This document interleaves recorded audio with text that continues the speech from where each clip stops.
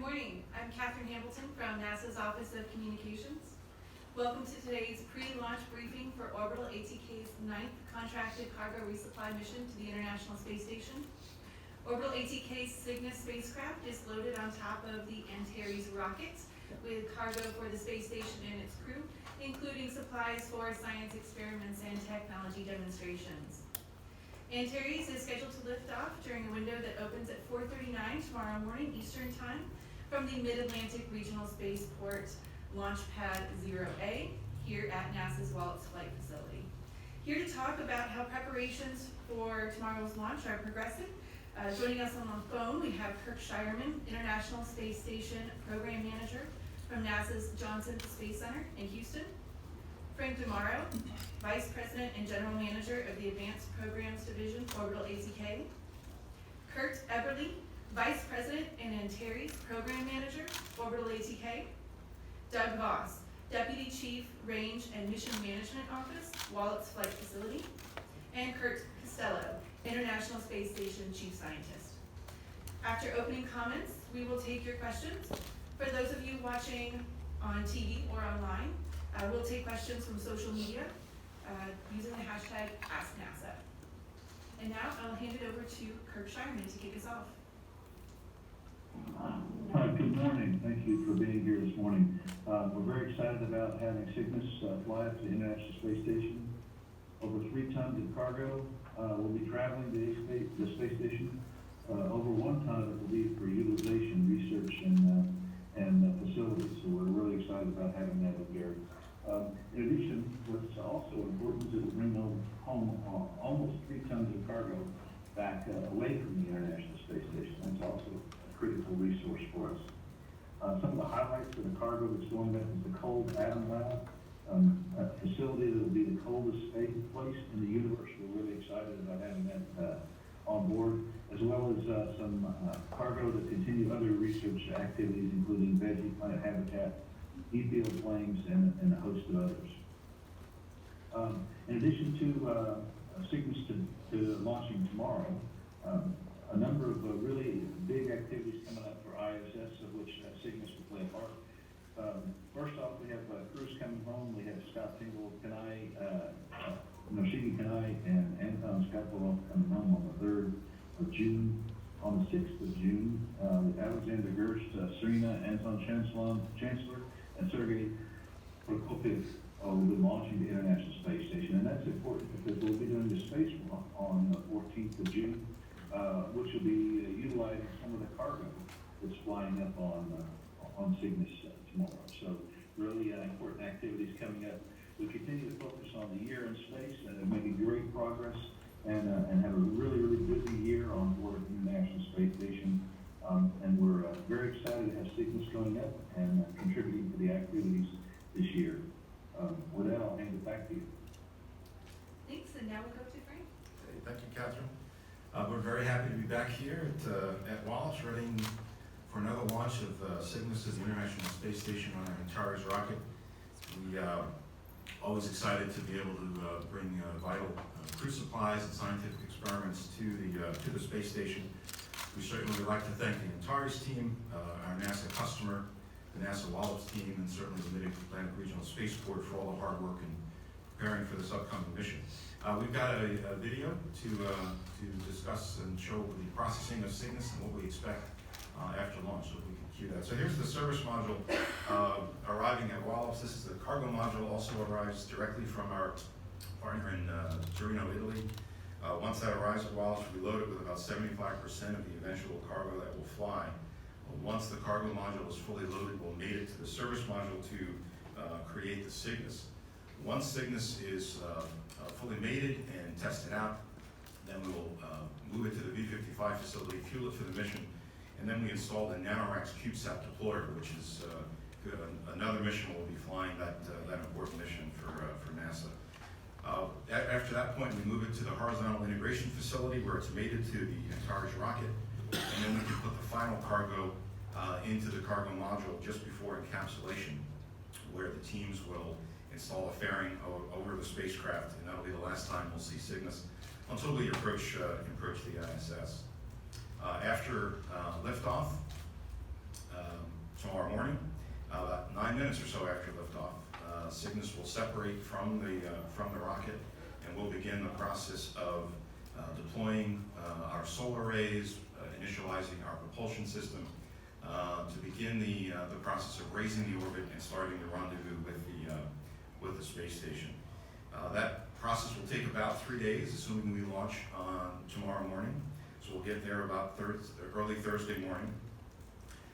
Cygnus will raise its orbit from the insertion orbit from Antares up to the space station orbit, about 400 kilometers in altitude. We will slowly make our approach from underneath the ISS, eventually getting to a point about 10 meters below the space station. That's where the crew will use the robotic arm to grapple Cygnus, and then they will maneuver the spacecraft and berth it to the Node 1 nadir port on the ISS. Once all the checks are completed, the crew will open the hatch and begin the process of unloading the cargo that we've delivered, and then over time installing the disposal cargo that we will take away with us after we leave the ISS. After we're unberthed, the arm will let us go, we'll back away, and then Cygnus will begin the process of moving away from the space station. On this mission, as in the past few missions, we'll be raising our orbit above the ISS and then deploying 6 CubeSats from our external CubeSat deployer. And then once that's done, Cygnus will fly around, do a little bit more testing, and then we'll complete the mission with a disruptive reentry over the South Pacific. Finally, I'd like to take this moment to express how proud we are to name this mission in honor of J.R. Thompson. J.R. was not only a veteran of NASA and orbital ATK, but he was a great leader and mentor to so many of us. And we all had the pleasure of working with him for so long. He left an indelible mark on many projects at orbital ATK, not the least of which is Antares and Cygnus. He was a mentor to all of us. He was a major part of what made orbital ATK the company we are today, and we are honored to name the spacecraft the SS J.R. Thompson. So with that, go Antares, go Cygnus, and over to Kurt. Okay, thank you, Frank. On behalf of the Antares team, I'd just like to say that we're very excited to be back here at Wallops with our NASA and Virginia space partners for the 09 mission after a very successful 08 mission that we conducted last November. And I see some familiar faces here, and I can guarantee that those of you who are here in person, you're going to be a lot warmer for this launch than you were for 08. So I think that's good news. All right, I think I have a video to show too, and if we can roll that. All right, this talks a little bit more about what happens after Frank brings the spacecraft over. We unpack it from the shipping container, and we lift it out of its shipping container and onto the clamp band separation system that you see on the floor there. We rotate it to horizontal, and we load more cargo. And then here we see the Antares vehicle being lifted onto the tail. That's the transporter erector launcher that we use to transport the vehicle. And next, the fairing and Cygnus were lifted onto dollies in front of the stage 2. After final cargo load, Cygnus is mated to Antares, and the fairing is installed over top. We do a mission simulation test to verify communications, and then we move out of the HIF using our over-the-road transporters underneath the tail, and we go south on the island about 1 mile to pad 0A. After rolling up the ramp, the tail is connected to the hydraulic pistons that push the vehicle up to vertical. The tail continues to act as our umbilical mast through to liftoff. Fueling starts about an hour and a half before launch. The engines are ignited at L-0 to an intermediate power level. We do a quick health check, and then we throttle up the engines, and we simultaneously release the vehicle from the pad. Antares flies straight up for about 25 seconds, after which it will pitch over and head downrange in a southeasterly direction. And a little over 9 minutes after liftoff, Cygnus will be separated into orbit. And from there, Cygnus takes over, as Frank mentioned, and performs the multi-day rendezvous to the ISS. Next, I'll talk about our launch preparation. Early this morning, we completed our major pre-launch verification test. We call that the combined systems test, which verifies all the connectivity between the Antares rocket, the Cygnus spacecraft, the launch pad, and the range. That went smoothly, and we are now in final closeout activity in preparation for starting the countdown later tonight. The Antares and Cygnus teams will arrive on console at 10 o'clock p.m., and I hope you're asleep right now. The 6-hour, 15-minute countdown will begin at 10:24 p.m. 5-minute launch window opens at 4:39 a.m. Eastern Daylight Time, and we will target the opening of that launch window. I'd also like to say a few words about J.R. Thompson. He oversaw the execution of our most important programs for over 20 years at Orbital ATK after a stellar career at NASA. And personally for me, he was a very strong mentor and leader whose determination and drive was an inspiration. I can honestly say we wouldn't be where we are today on this program if it had not been for JR's leadership. And we dedicate this launch to honor his legacy of achievement. And in honor of JR, our launch team will be wearing dark suits tonight on console with red ties, white shirts, and lapel pins, which really was JR's daily uniform. All right, finally, I'd like to say a word about public safety and airspace clearance. As you may recall, we had a small general aviation airplane enter the launch hazard area for our last launch that forced us to scrub for the day. I'd like to encourage everyone who's coming for the launch, please follow the directions of the Wallops Range, the FAA, the state police, and other public agencies who are working to ensure the safety of the public. We all want to see a good launch on the first attempt, so please do not try to go around roadblocks to get a better view, or fly an airplane to the hazard area to obtain the best launch video ever and post it on YouTube, or sail your sailboat into the hazard area. We appreciate everyone's cooperation, we really do, and we appreciate the extra work that the Wallops Range has done to raise public awareness, particularly within the general aviation community. Thank you, and we're looking forward to a good launch tomorrow morning.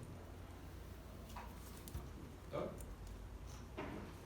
Well, on behalf of the Goddard Space Flight Center, Wallops Flight Facility Range for NASA, I want to again welcome Orbital ATK and flying the Cygnus commercial resupply cargo. It's another opportunity to perform an important job for NASA and for the International Space Station, and Wallops is proud to be an important part of that, providing range support.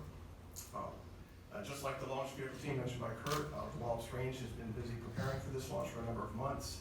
And we've recently conducted testing with the launch vehicle team to assure that all Wallops range systems are operational and ready to support the launch. And that includes our Bermuda tracking and command facility, which we've been conducting testing with for the last 10 or 12 hours. And all systems are ready to go to support launch tomorrow morning. And speaking to the airspace violation from the last mission, Kurt is correct. Wallops has been preparing for this, and more importantly, working with the FAA and other organizations to make sure that we have every opportunity in place, every system in place to make sure that we mitigate the chance of that happening again. So Wallops has stepped up and is working that issue. There's a little bit of weather has been a concern lately. Anybody who's been around here for the last few days knows it's very wet. And so for the next couple of days for this launch, we're watching the weather very closely. Our Wallops Range meteorologist this morning in the launch readiness review reported a probability of violation that was fairly low, but still something that we're watching, and so we'll keep a watch on it. But everything's ready to go for the launch. And again, Wallops is very proud to have this opportunity again to us to support the commercial resupply. Thank you. So, as you heard Mr. Sharman say at the beginning of the briefing, we're very excited to have the Orbital ATK Cygnus arrive. It's bringing with it over a metric ton of hardware and supplies dedicated towards the research on the space station. This is enabling 50 investigations and 2 new facilities to be delivered, among them the NASA Cold Atom Laboratory and ESA's Ice Cubes facility. This includes 34 new investigations that will be showing up for the first time on the space station. So why do we do research on the ISS? One of the prime reasons, of course, is the aspect of microgravity. In a microgravity environment, we enable new theories to be tested out. For instance, the Cold Atom Laboratory needs the microgravity environment to be able to reach that coldest man-made temperature anywhere in the universe. This enables them to use weaker and weaker magneto-optical traps to keep the atoms in place, which allows us in the end to get to lower temperatures because those atoms don't fall out of the traps due to interactions that would be driven by gravity. Another investigation going on is the continuous liquid-liquid separation investigation in micro-G. And here, Zyput Flow Technologies is testing out a novel separation technique for immiscible fluids that relies on surface tension. In microgravity, surface tension becomes the dominant force in liquid motion and dynamics. So it'll be interesting to see their results in a microgravity environment. We also have the microgravity investigation of cement solidification going on board. And this is a look at how we would mix and solidify cement in a microgravity environment, possibly for the construction of future space habitats. So in a microgravity environment, you don't have buoyancy-driven convection. Lighter things don't float to the surface, heavier things don't sink to the bottom. This eliminates some of the convective forces that are driven by heat. So it'll be interesting to see in these cement reactions how that impacts the overall solidification of the cement. We also have some life sciences going on board for the first time. We have Plant Habitat 01, which is an investigation by Dr. Norman Lewis out of Washington State University. This is our first use of the Plant Habitat Facility for Science. And the Plant Habitat Facility brings on board a closed environment, unlike any other plant growth environment that we've had to date on the station. This will really allow us to look at all the variable parameters in an investigation and get down to the brass tacks of what's going on in microgravity. Another reason that we like ISS for research is the fact that our commercial space transportation partners and our commercial providers for research facilities have made it much easier to get educational investigations on orbit. And we have a number of those going up on this flight, several of them from the Quest Institute and an investigation from higher orbits as well. We'll be looking forward to seeing those students complete their investigations on orbit. And last but not least, we like ISS for research because of the view. Not only the view, but the environment. It allows us easy access to that low Earth orbit environment, and it allows us to observe the Earth. In this case, through a trio of CubeSats that are going to be deployed from the GEM airlock and an NRX CubeSat deployer. Those are Cubert, Tempest-D, and RainCube, all of them testing new novel technologies to monitor our Earth's storm environment and our Earth's observation capabilities. And the last and final CubeSat I'll mention, since we've mentioned everything looking from atomic molecules to our Earth, I'll mention HaloSat over here on the left. HaloSat will be looking at X-ray emissions around galactic clusters of the galaxy. So with that, we have a full complement of research on board, and we're looking very forward to the launch. Thank you. Now we will take questions from those joining us here today, as well as those on the phone. Those on the phone should press *1 to be entered into the queue. And please state your name and affiliation and to whom your question is directed. And a reminder, for those watching from afar, you can ask questions online via the hashtag #AskNASA. We'll start right here in the middle. Please wait for the microphone to come to you. Hi, Jared Hayward from We Report Space. This is a question for Mr. Everly. Can you talk to us a little bit about the technology that allows Antares to have a 5-minute launch window compared to the instantaneous window for Falcon 9 or the 30-minute window for Atlas 5? Thank you. Yeah, I think that's a good question. It really comes down to the fact that how much energy do you want to devote to steering, and how much do you want to devote to lifting more mass into orbit? That's a trade-off. So to get to ISS, we need to put Cygnus in a very precise orbit to be able to, so that they don't have to use too much energy to catch up to the station. That means the right ascension of ascending node of the trajectory or the orbit that we put it in. That's roughly where it crosses the equator relative to where the ISS is crossing the equator at the same inclined orbit. That's to say, we can, the further off of the optimal launch time we launch, the more energy we have to devote to canceling out that error.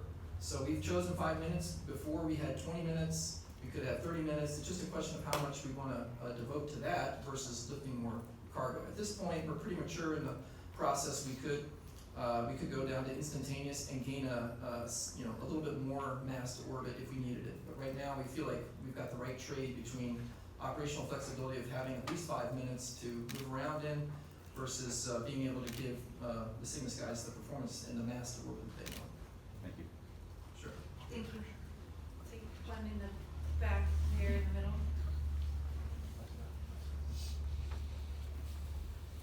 Oh, thank you. Oh. Hello, my name is Melanie Williams, also known as Scientist on a science communicator, educator, as well as an industry scientist. I have a question in regards to all of the amazing experiments that you're sending up with Cygnus. What is the turnaround time that you would expect from the astronauts there to complete all of these particular experiments? And when would you expect to receive this important data? Okay, I guess I'll take that one. So the investigations going up are scheduled to be performed during the upcoming increment. So as Mr. Sharman said, we're about to start a new expedition crew on the space station. And over the next 3 to 6 months, we expect most of this science to be completed. Now, as far as returning it to the ground and getting the analysis back from some of that depends, of course, on how many samples there are, when the next available SpaceX for returning those samples are, and also the time it takes to analyze science. Science can be a pretty long process, and depending on the amount of analysis that needs to go into it, we see people typically publish within a year to 3 years, maybe 5 years, for some very long-running experiments. You can keep abreast of all of this and also understand in more detail what is each of the science investigations that we have on board by going to www.nasa.gov/ISS-science. We have a link on that page for experiments, and there you can get details of each and every experiment, along with the publications when they come out, and you can see that. Thank you. Take one right here. And then we'll come over here. Hi, I'm Chelsea Good with Space.com. I have a more general question about the forecast and the potential issues with weather for tomorrow. So is there a current probability for the chance that it will be delayed? And if it will be delayed again, what is the time frame for that? And also, will this affect visibility at all? If it is not delayed, will it still be a highly visible launch? Sure, I'll take that one. So the planned probability of violation, or the expected probability of violation for the first launch attempt is approximately 35%. And that is largely due to clouds associated with the requirement to have visibility of the launch up to a certain altitude. So there are 2 follow-on days scheduled right now, specifically that we're tracking. And they have probability of violations. The second day is 45%. And right now, the third day is approximately 25% probability of violation. So we've had a lot of weather recently, and there's a front system moving through. So on the second day, if we don't launch on the first day, there'll be weather to watch and more forecasts to pay close attention to on that. In terms of visibility, certainly the weather is potentially going to affect visibility. So we're certainly going to launch once our criteria are all met. But the clouds are part of that formula. So sometimes the clouds enhance visibility because it lights the sky up a lot better. So sometimes that happens. We'll now come over here to the front. Hi, thank you. Good luck. Ken Kramer for Rocket STEM and Space Up Close. For Frank, I have a question. Can you review for us, please, where we are in the current CRS contract? I think you're almost at the end. How many more flights do we have? When will CRS-2 start? How many flights are there? And when will that start? And what are the changes in the Cygnus? Some of the changes you'll be doing that you can tell us about to bring more cargo and enhance its capabilities. Thank you. Sure, Ken. So for the first question, this will be our 9th mission on the CRS-1 contract. We have 11 total. So we expect to launch our 10th mission later this year, and then our 11th mission in the early part of next year. And that will close out the CRS-1 contract. And then we expect the CRS-2 missions to kick off the second half of next year with our OA-12 mission. On CRS-2, we have a minimum of 6 missions on the contract. Those will carry us to the early 2020s. How many missions we eventually fly total? The total will be, of course, up to NASA, but we expect to fly twice a year for the next few years at a minimum. So, in terms of the changes, the Cygnus vehicle is mostly the same. We will be carrying a little bit more cargo on the CRS-2 missions than we are right now. We also have enhanced our science capability on the spacecraft for those missions. Right now, we carry up to 4 powered mid-deck lockers. On those missions, we'll carry up to 6 powered and 10 total. So a lot more science focused. The other thing we've done in working with our Antares team is to be able to load cargo later in the flow than we actually do right now. In fact, starting on OA11 early next year, we'll be putting cargo as late as 24 hours before launch, as opposed to now where it's roughly 3 days. So we'll be loading cargo near the pad, and then just going right up to the pad and raising the vehicle to vertical. So we're looking forward to doing that on OA11, and in fact OA11 we're also slated to fly rodents for the first time. So some really good upgrades, but as part of our CRS2 approach, we've tried to minimize the investment required to get those capabilities in line, and we think we've been successful, so we're excited for that. And do you have the total cargo under the CRS1 contract? Total cargo delivered? Yeah, it'll be upwards of 30,000 kilograms total on CRS1. Thank you. Thank you, we'll go here, let's see, it looks like Jeffro maybe?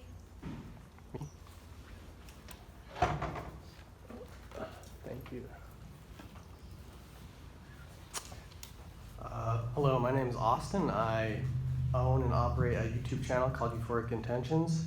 My question has to do with integrating NASA's space operational systems to be something more of a civilian interactive organization in the future. Obviously, these tests and experiments are gauging how these systems work and operate in space to fully and better understand them, so that hopefully one day space travel can be something which can be ingrained in the fiber of our society and civilization.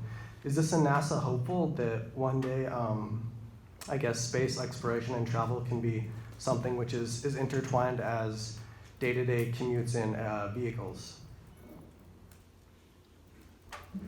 Let's see, this is Kirk Sharman. I'll take that one. So one of NASA's goals is to commercialize low Earth orbit. So there's already a large number of commercial activities going on. I think that this flight is a perfect example. NASA buys a service from Orbital ATK. So NASA doesn't own the rocket. NASA actually doesn't operate the rocket or the spacecraft. All that's done by a commercial enterprise. Here it's Orbital ATK. And they do a fantastic job. So our NASA's goal in doing commercial cargo, we're doing commercial crew, a number of experiments and facilities are all financed, and customers are sought after by commercial companies.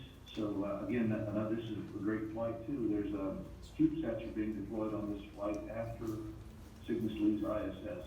Those CubeSats are deployed by a company called Nanarax, who went out and found the customers themselves. So this commercialization is the plan and by which NASA is hoping to hand over low Earth orbit to commercial enterprises, and the hope is that citizens such as yourself and anyone else could go conduct activities in space in the future however they would like. So that would open up certainly commerce activities, but it could open up tourism, could open up really anything. So we hope in the very near future that this will be some activity that anyone, not only in the United States, but really around the world, could participate in space. And what you're seeing happening here in front of you in the next 24 hours is a step in that direction. Thank you. Thank you. Next we'll take a question from social media. Okay, we have a question from Twitter. Mike asked, does the weather affect Antares tanking? Frankly, the temperatures we use are so cold that we're really not affected by small variations in the ambient temperature. We have a lot of air conditioning that we blow into the payload fairing, into the intertank bay, and the aft bay. So there's really 3 volumes inside the rocket that we keep conditioned. So if it's cold outside, we blow warmer air. If it's hot outside, we blow cooler air. So we keep everything nice and conditioned on the inside.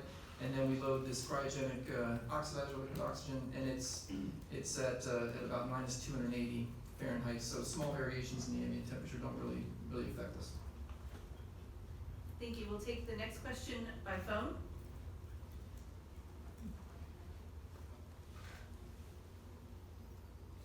Just stopped. Your line is open.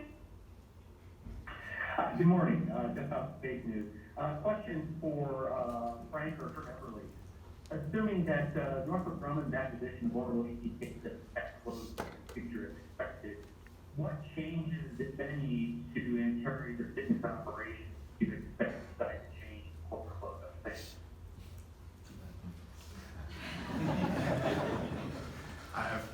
From our perspective, we don't expect any changes to the operations. Both successful programs and very capable vehicles, and we expect to build and test and operate them the same way we've done it before. We have great teams working on both programs, and no, I don't expect any changes going forward. Thank you. Do we have additional questions here in the room? Take one up here in the front. Hi, congratulations on getting the Commercial Resupply 2 contract. Now there is a new competitor in the mix, Sierra Nevada Corporation. How does Orbital ATK plan to deal with that additional new competition? We'll deal with it by continuing to do what we're doing. We have as I mentioned the last question, we have a very capable spacecraft and launch vehicle, and that's part of the CRS-2 contract. We've improved our capability. I think we've, from our point of view, certainly I won't talk about the competition, but from our point of view, we've provided NASA on CRS-2 what they were looking for, which is more cargo for lower dollar per kilogram pricing and more science capability. And so we've provided that. And by staying with our products with relatively minor upgrades, we've been able to keep the additional NASA investment in development down significantly. So we'll continue to provide what we think is an extremely valuable service to NASA, both providing pressurized up mass, as well as Kirk mentioned, the critical service of pressurized down mass. We have other capabilities we've offered in that. So far, NASA hasn't taken advantage of those, including unpressurized up mass. But no, we'll keep doing what we're doing. We'll increase our capability as we go and make sure we're responsive to our customers. Thank you. We've got another question from social media. Yes, Jamie on Twitter asks, if for some reason the weather becomes really bad and threatens the well-being of the Antares rocket, would it be moved from the launch pad stored in a safe place? Yes. We have a number of contingency plans, and we've actually been out on the pad with the first stage that we were planning to do a stage test with, and a hurricane came along. So we certainly have plans to take the vehicle down, put it back on the transport vector launcher, and get it back inside our horizontal integration facility, which we can do in roughly a day, a long day. So we have those plans in place. We're fairly impervious to rain. It's been raining off and on the last several days, so we've got things buttoned up, and like I said, we're blowing a lot of conditioned air on the inside and keeping the water out. When we're attached to the launch pad, we're firmly clamped down at the base, and we have a gripper arm around the front, and so winds are also not a concern up to really kind of hurricane level winds. So we hope that the range will provide a little heads up on a hurricane coming our way, and then we will quickly exit back to the HIF where we would ride that out. Thank you. Are there any other questions here in the room? One more. Okay. I've heard rumors, Arsenio from Twitter. I've heard rumors of aims for space, human raiding the spaceport. Do you have any answers to those rumors? I'm sorry, could you repeat that? Aims?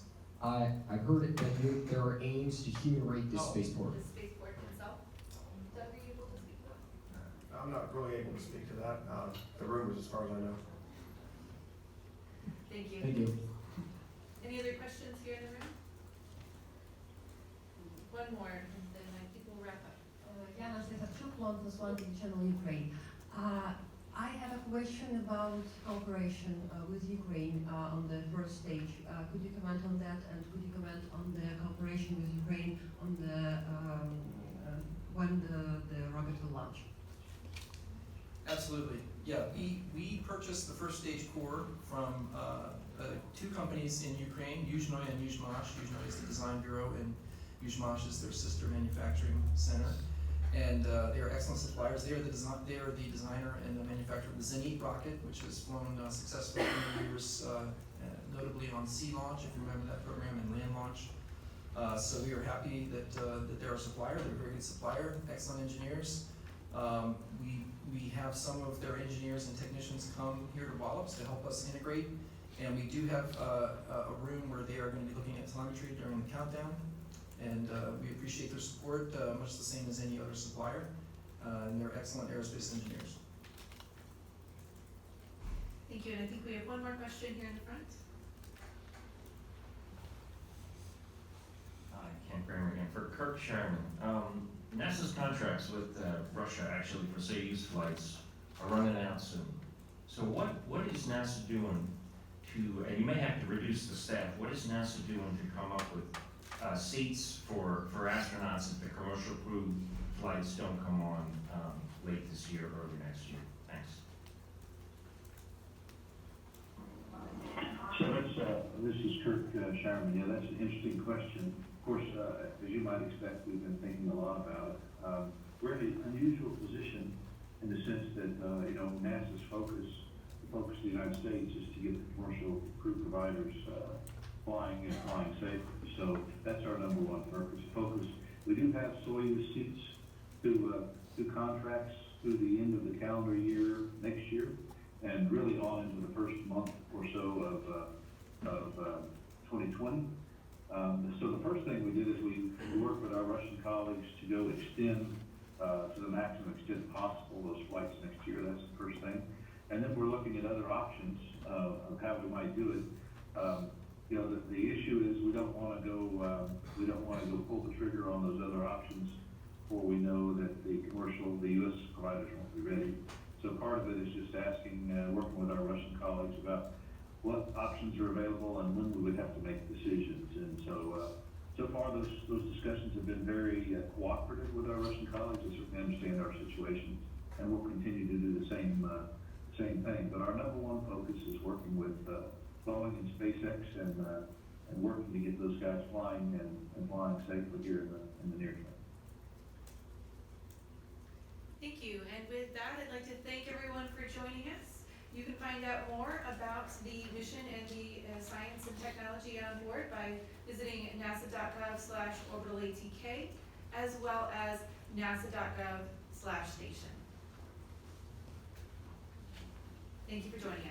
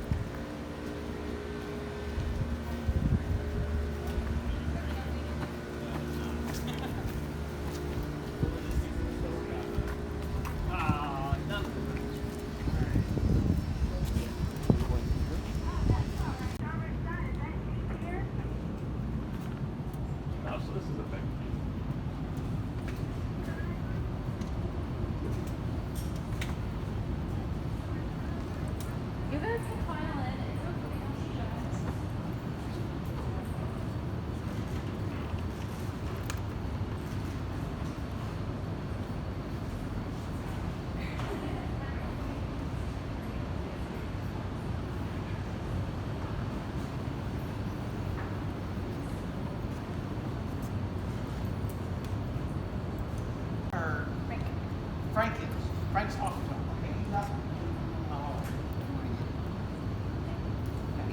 Right after the door.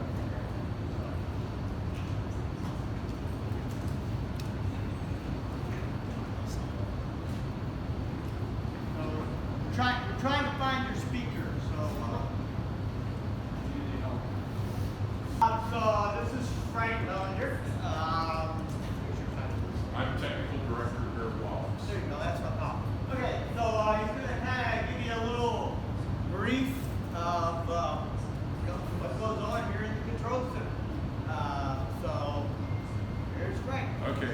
So welcome. The control center you're seeing was recently remodeled. We finished it up and finished all of the checkout and recertification of the equipment all about 3 months ago in time for supporting the Antares launch. The control room has the area behind you where the NASA test directors sit. They are basically the conductors of the orchestra, if you will. The area down here on the main floor is for the Antares launch, filled with orbital sciences employees looking at launch vehicle data, Cygnus, orbital sciences Cygnus employees looking at the spacecraft vehicle data,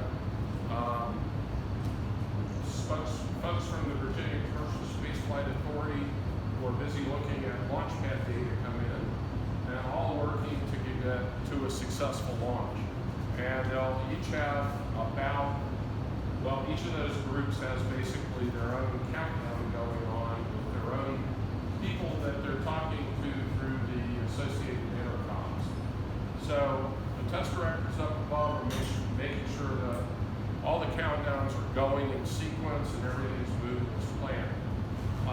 Meanwhile, while all that's going on, there's a group in the room over here, the first walled off enclosure. They're looking at data integrity. So they're busy looking at all the data flowing into all the monitors, computers, and everything here to make sure that it's good, valid data, that we don't have a file server hung up someplace, a Windows blue screen of death popping up, any of those things. So they're busy making sure everybody's seeing good, valid data. The back room over here is range surveillance. So we have people in there on radios that are talking with ships and airplanes and the FAA, the Coast Guard, all trying to make sure we don't have what we call a range foul. That is somebody getting into the launch zone, which causes us to delay or cancel the launch. So they're busy back there doing that. The room over here is closed off during the launch. That's where our flight safety group sits. They're the ones with the infamous red button. All over the street. It's not really and it has all kinds of shields across it so that it bleeds on it accidentally. And actually in that case there are 2 people with separate switches. Either one, they don't have to both press the switch. Either one can perform the function. That's really only done to protect human life. So if the rocket were to go off course, their job is to make sure it doesn't get any place bad. So we've got up here displayed, these are just all incredibly large flat screen TVs. In real time we can change what's up here, move around. It's all synthesized. And the video comes in from, we've got about 45 or 50 cameras scattered out around the launch pad. At the same time, this is up here for general situational awareness. At each of the individual consoles, people can bring up the data they want to see, and they can bring up the cameras that they want to see. So they have the flexibility of the individual workstations to do that. The other important person who sits in the room, this is a commercial launch, so it's licensed by the FAA as a commercial launch. And so there's a representative of the FAA sitting in the room to make sure that the launch is going in line with their launch license and that they're not stepping outside the requirements of their launch license. Behind you up above, there's some VIP viewing areas and then another one over to the side that allows people to watch and see what's going on in here without necessarily being in the middle of it. The other, well, that's a pretty good rundown on it. Can I answer questions for people? How long does this team stay here? Because I know you've got to hand over the Dallas and Cygnus mission directors. This team is, the team is here through the Antares flight. So once Cygnus is successfully separated from the Antares and confirmed in orbit, this control room will shut down. Given the time of day and how long people have been here, they'll likely look for the nearest pillow they can find. Yes? Where does the PAO sit in the launch pad? So there's a room back here that has some PAO folks in it. For the most part, the PAO activity during the launch is really fairly minor because we're just using live video feeds and live audio feeds for most of it.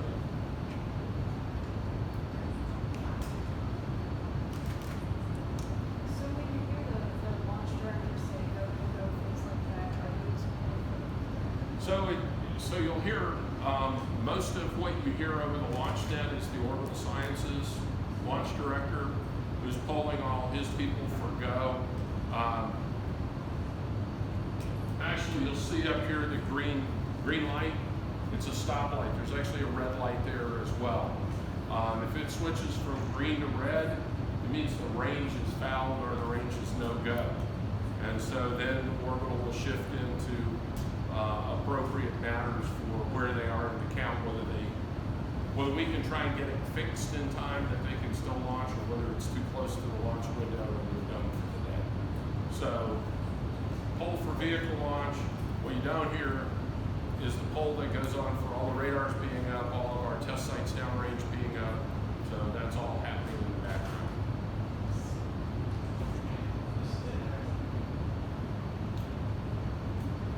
Other questions?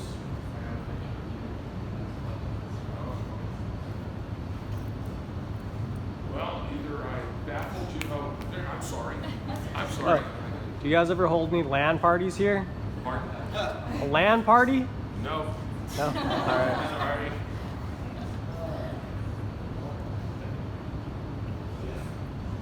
What do these screens do? All of these.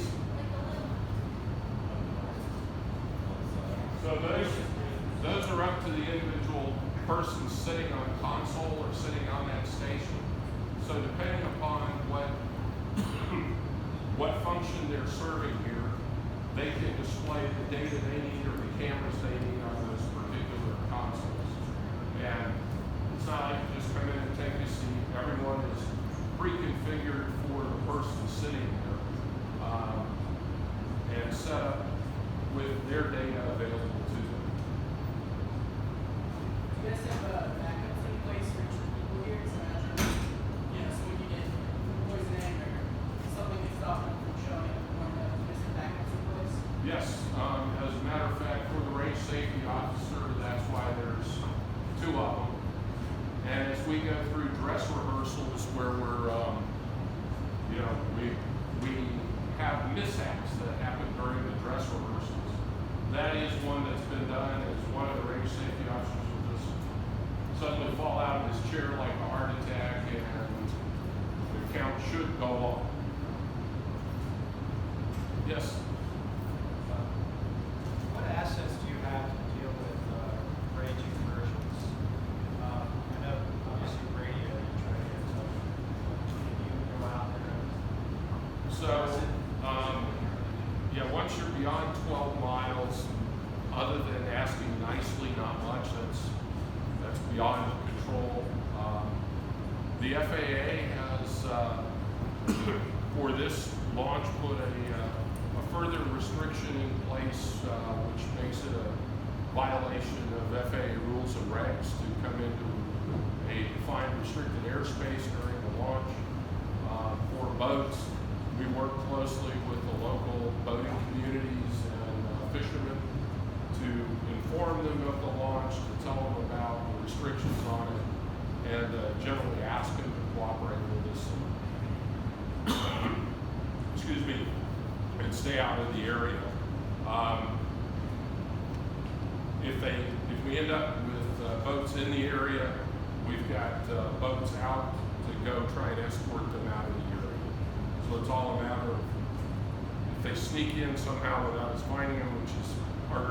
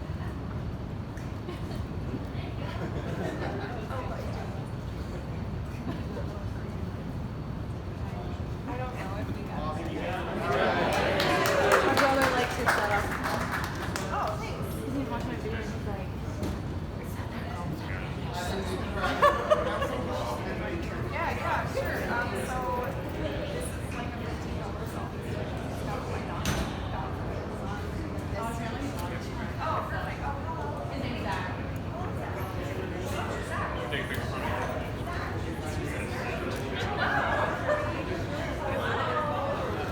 All right, having been completely upstaged.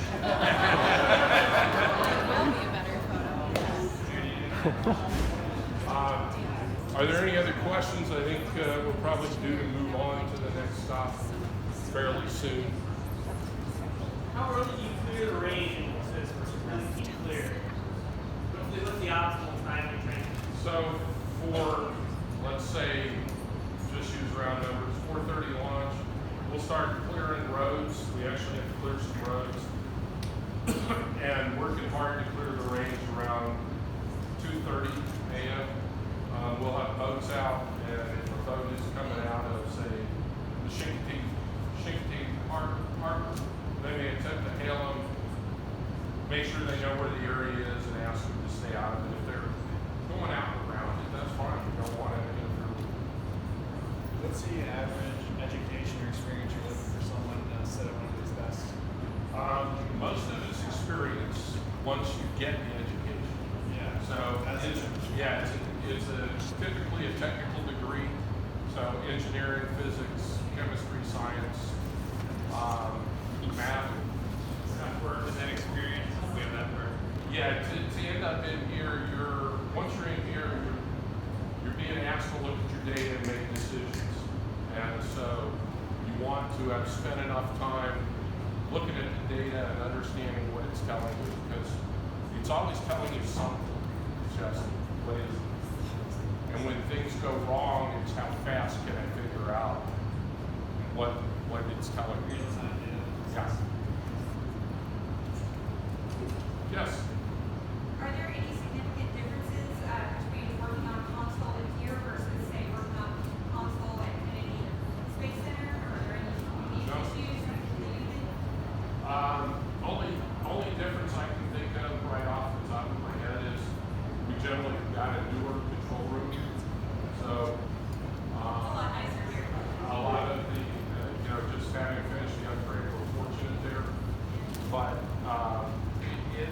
it's an interesting job, one I've done in the past.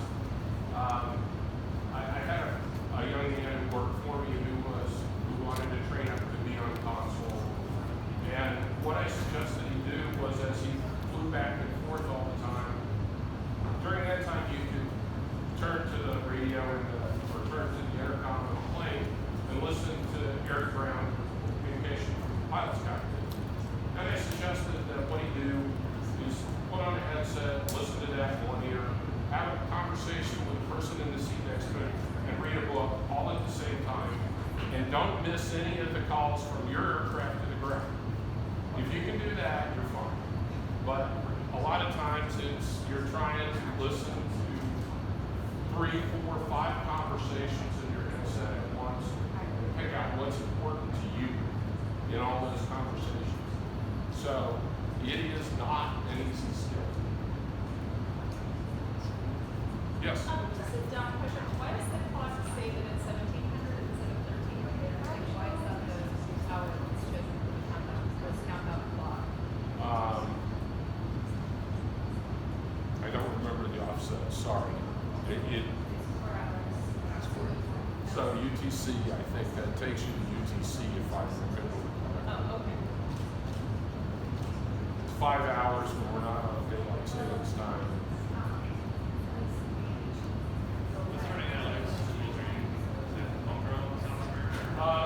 Orbital has their own, and a lot of it is homegrown movies. It's how to take the data and present it in a manner that is useful and meets with the human interface for how can I get the most data to you in an easily understandable manner. But yeah, range safety officers have their displays that they like, so we end up with custom displays. Do you have to run special machines, not the processors? No, they're all commercially available machines, so they're not too special there. I know a lot of the stuff that Mars uses to run all the controls on the launch pad are based off some commercially available control software.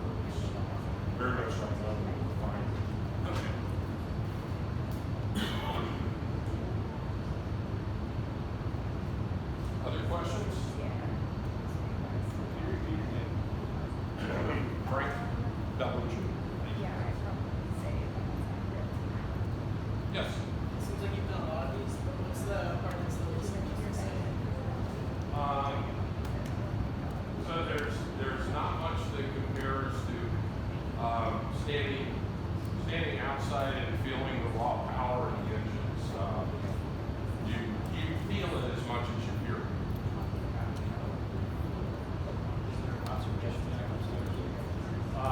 There is, the people who are in the room are in the room. Leave until, you don't leave your station until it's all done and the vehicle's in order. So once you're in here, you get to experience it differently.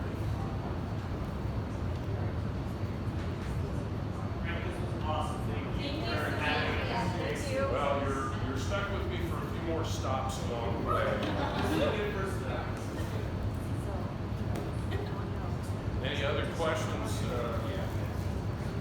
How are we doing on schedule? Oh, well, you'll need about 10 minutes to transit. Okay, we've got some time. Still got some time, so.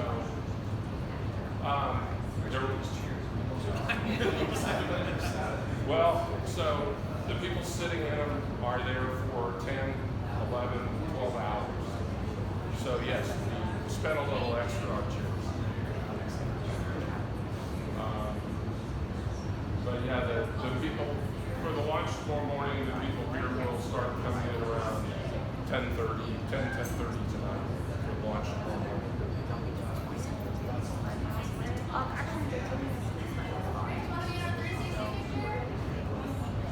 Good luck.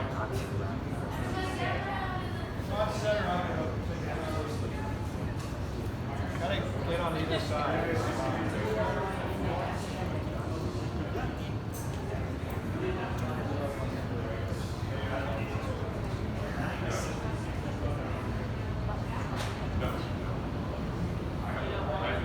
Everybody just look at this thing and smile. It'll make a noise. 1, 2, 3. All right, we'll do a couple more. All right. Get ready to face this way, we're gonna go 180.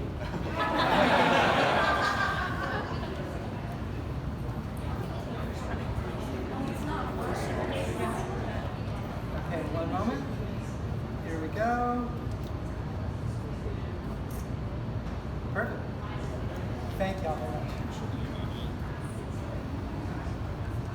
Is there a general sense of relief, like the tension has just been cut, or are you all so highly trained in stressful situations that really there's no telling the difference between a highly intense moment versus everybody being relaxed?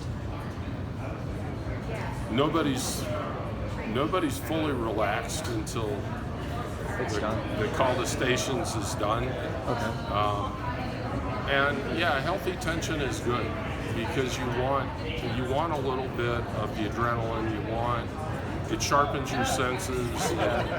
The early primitive man's fight or flight still comes in if you can get the right level of tension.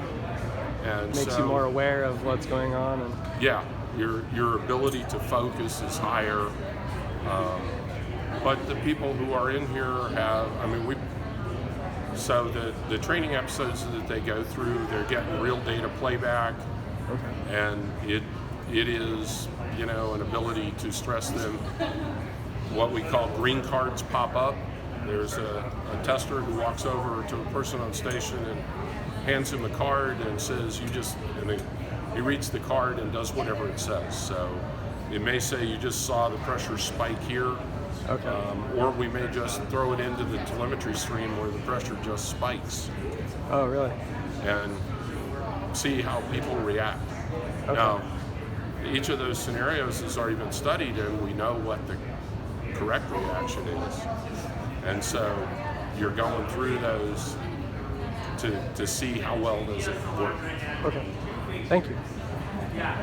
So I was a police dispatcher for 2 years, so I'm curious, and we had a very big problem with retention and being able to handle the job. Do you have a similar problem here?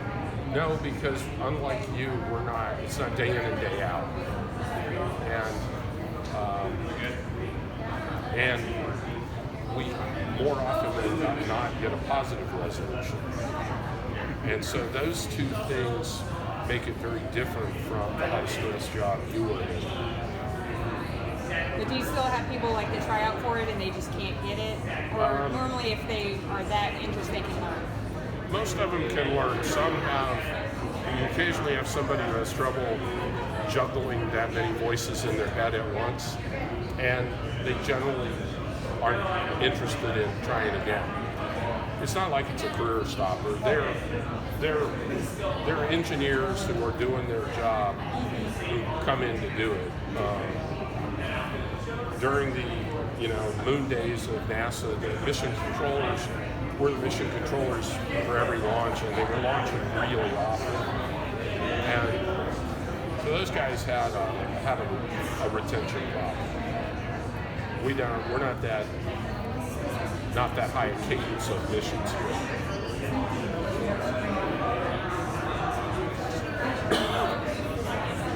No silly questions. Okay, so is it still a person pushing the button? Launches? No. Okay, so it's automated. It's all automated. The vehicle, once we do what we call go internal, everything transfers from external control to internal control by the rocket. Once that happens, all we can do is stop it. It's going to go. We send a command to stop it. Now it is running a whole bunch of internal checks, and if its internal temperatures and pressures and those things aren't where it needs to be, it'll shut itself down and not launch. And then there's a launch director from NASA and from Orbital working together? Yeah. Okay. Yeah, what the NASA one is doing is trying to make sure that everything is set so that Orbital can launch. We hold the ultimate safety launch approval. No, there's a ship in the area, no, there's a plane in the area. No, you violated your weather constraints. There's lightning in the area, those kinds of things. But other than that, what we're trying to do is give Orbital a clear range so they can launch the rocket. When you write your memoirs, you should title it "The Man in Charge." Is the book title? No. I'm just part of the director's staff here, which is helping out where I can.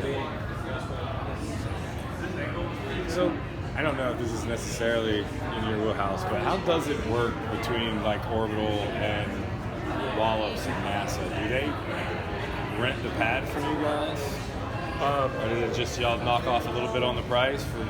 Or they knock a little bit off the price? No, so actually the way it works is the launch pad they launch off of belongs to the state of Virginia. Okay. Through the Virginia Commercial Space Flight Authority. Okay. And Orbital Sciences has a contract with Virginia Commercial Space Flight Authority for the launch. Okay.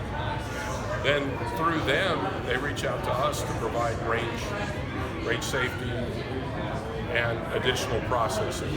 Okay. So we NASA Wallops actually don't have, if you will, a direct contractual relationship with Orbital Sciences. Okay. Only for the cargo. That's a different part of NASA. Okay. That is Johnson Space Center has a separate contact for cargo delivery. Okay. And they're paying Orbital for cargo delivery. Okay.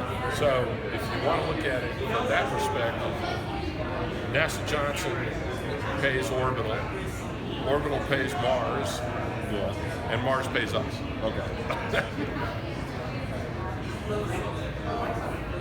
So the money changes hands. Right. How far, because they took us out to right by the thing today. Yeah. When that goes to, how far does it spread compared to where we were, like the flames spread on the bottom? No, what I see the engines here. And then yeah, you're looking up through the launch exhaust there. I'm looking to see. Yeah, it's a good thing. So the factory where you see in the upper right of that picture, that's the flame trim. Okay, all right. So everything comes down, turns a 90, and goes out over the water. And what you don't see is the big water tower next to the launch pad. when they turn everything on, we dump about 200,000 gallons of water a minute onto that launch pad. For the sound suppression, right? Part of it's for sound suppression, and part of it's to protect the launch pad. So, actually you see, yeah, okay, you're familiar, the rainbirds are to protect the launch pad.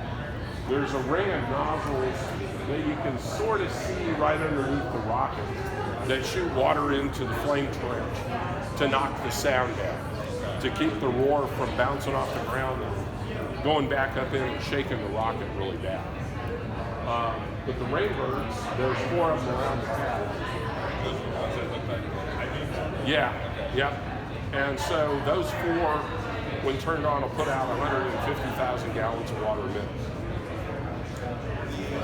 And so what happens is once the rocket starts to lift off the pad, it does a maneuver called the tail avoidance maneuver. So it'll actually walk itself away from the structure that's up there. So it'll translate sideways.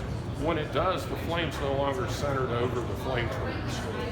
So the rainbirds put, while the rocket wasn't there, we did some testing. It's about a 6-foot deep wall of water that just floods the pad. And that's to keep that flame from melting too much as it walks off the launch pad. So it does melt some things and It you have to can. rebuild it every time?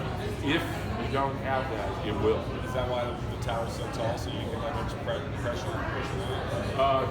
Yes, it provides a tremendous amount of pressure coming in. You guys have had some grass fires at the launches, right? Yeah, you usually do. Most of them come after solid rocket or sounding rocket launches. We don't usually get too many after these launches because it tends to walk out over the beach. There's just not much there to burn. How far out does that tell It only moves it about 4 feet, I think 3 or 4 feet. It's not a huge maneuver. It's just enough to take them? Yeah.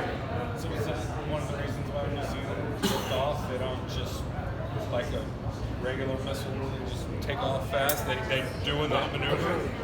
No, they don't take off fast because their thrust is only slightly more than their weight. Okay. So they compared to our sounding rockets, they creep off the pad. But that's pretty normal for a liquid rocket. What you're doing is burning the fuel off. Yeah, you're losing that's why weight. it's accelerating faster because it's losing a lot of weight. Yeah. So you still maintain the same thrust, but less weight. Right. It's constantly dropping fuel. And so the acceleration just keeps climbing. But it's slow off the pad because it's heavy. Yeah. It's close to 700,000 pounds. Where are your photo trackers? They're scattered around. We've got them on top of some buildings. We've got separate trackers. We've got some on the mainland. So scatter them around to try and get optimal views. Are there any that are significantly outside we used to put some down south in North Carolina. I don't believe that's being used for and by the time we get our Bermuda tracking station, we're too high for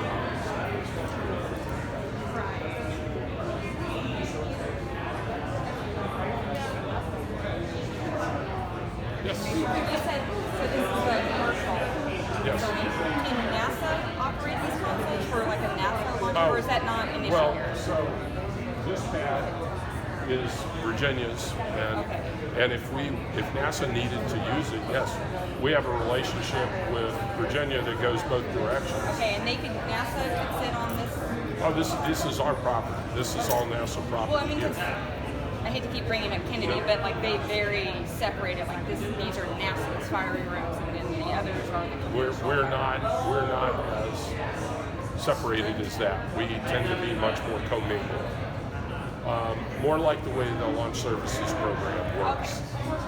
I used to work for them at one time. So yeah, much more like the way they work, where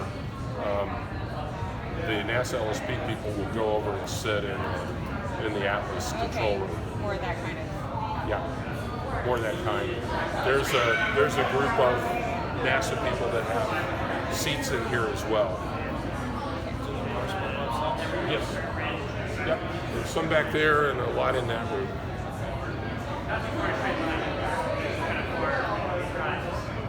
You were talking about the boats.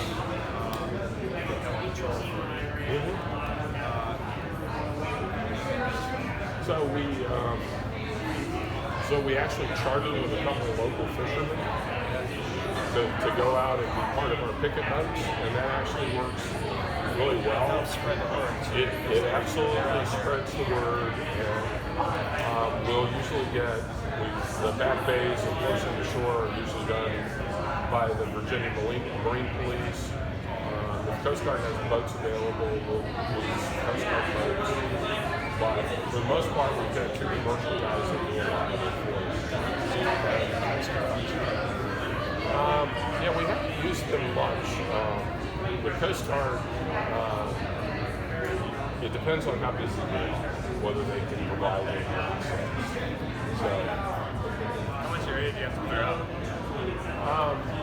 It's a pretty good chunk right off the shore. Does that tell us anything about that? I was wondering if that was. Yes. Those are different zones.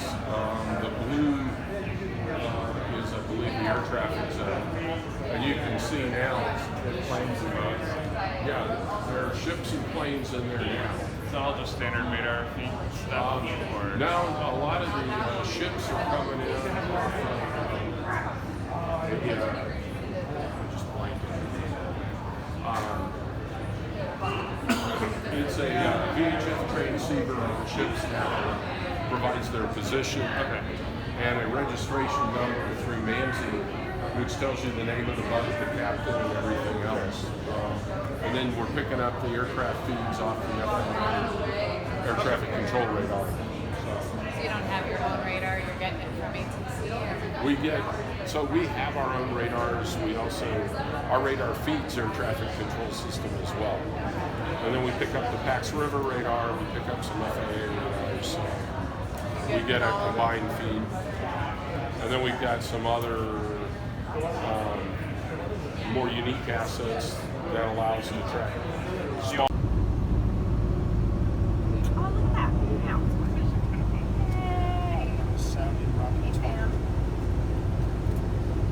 Half the people to come with me, and then the other half, and then we're gonna switch. All right.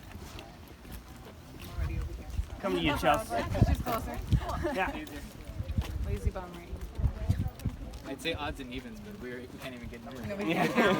I noticed you gave That up was on a that good question. idea, though. Yeah, you must have. In theory, it was a Murphy's good Law idea. just like prevailed. But it's like your best friend.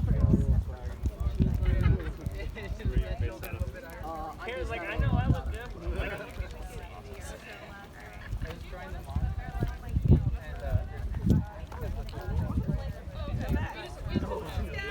Not a cool guy. Not a cool guy? No? Wait, This is Karen. She's the one Work in school or Both. Okay. Student researcher. Where do you go to school? Humanities Community College. Okay. What are you studying for? Electrical engineering. All right. Good choice. Yep, I like rangers.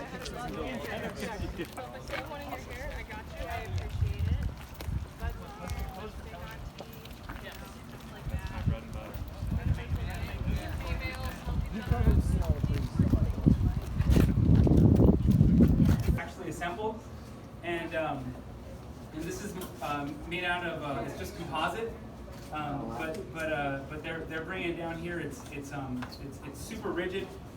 They basically can't accept anything more than about a half a millimeter of deflection from end to end once it's up. So, but this is for Excalibur, and it's a I'm blanking on it. They're looking at within our galaxy, but they need to have it very precise. And so the instrument that or part of what they're doing are part of our support instrumentation. So this guy, along with those truss structures, this is called the Wallops Arc Second Pointer, or WASP. Everything's got to have a cool acronym, I guess. But the amazing thing about this guy is that this is a gimbal pointing mechanism both in pitch and azimuth. It can maintain an arc-second stability in flight, and so it's, while it's hard to actually visualize, just how precise this can be. If this thing can point at a dime about a mile away and not move off of the head of the dime, and so it can maintain that kind of accuracy from a balloon, which is pretty impressive because balloons just kind of bobbing up around there. So this was a development here out of Wallops, and our guys have worked on it for several years, but it's a really big boon to science that has come and basically built their telescopes onto the gimbal structure. And so these they can put up and something to rebalance or something like that. That's with these get a nice tune and keep on going. So yeah. All right. Well, thanks guys. Do some because we do have use TDRS and everything, but for the most part, we're not the tight band type of thing. We're more wide. So you don't have to worry too much about FCC spectrum stuff, or is it? Well, we've got our own channels actually. So so we have government channels that have enough bandwidth on them. That makes sense. That we're pretty good. But yeah, but it's ever shrinking. Yeah. Oh yeah. Cool. Thank you. Yeah. Are you an airship cruise travel hopeful guy? No. I as a balloonist, I've lived the reliability of our balloons, and for commercial, for there's a lot of people things. taking cruising on boats, but then reopening up after that incident with the Hindenburg, people kind of lost interest with it. But it fascinates me to be able to say cruises go everywhere where the ocean is, but if we had an airship cruise line, then you could land in ports all over the world over land. Yeah, no, I think airships, it has a bad name from the Hindenburg, but certainly you can do safe travel through airships. Yeah. And I guess it harkens back to a yesteryear, but it would be quite neat. I mean, there's enough reliability that you can build into these things. So now on a stratospheric balloon, I'd be a little more concerned. If you're up at this wouldn't be for the purposes that you're doing this other stuff with. Sure.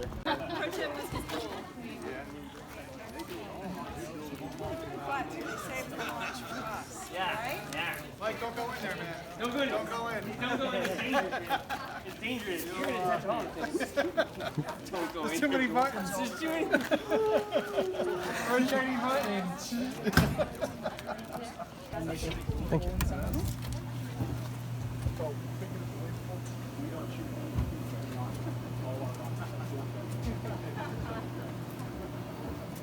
Oh man, I smell like I'm in an auto body shop.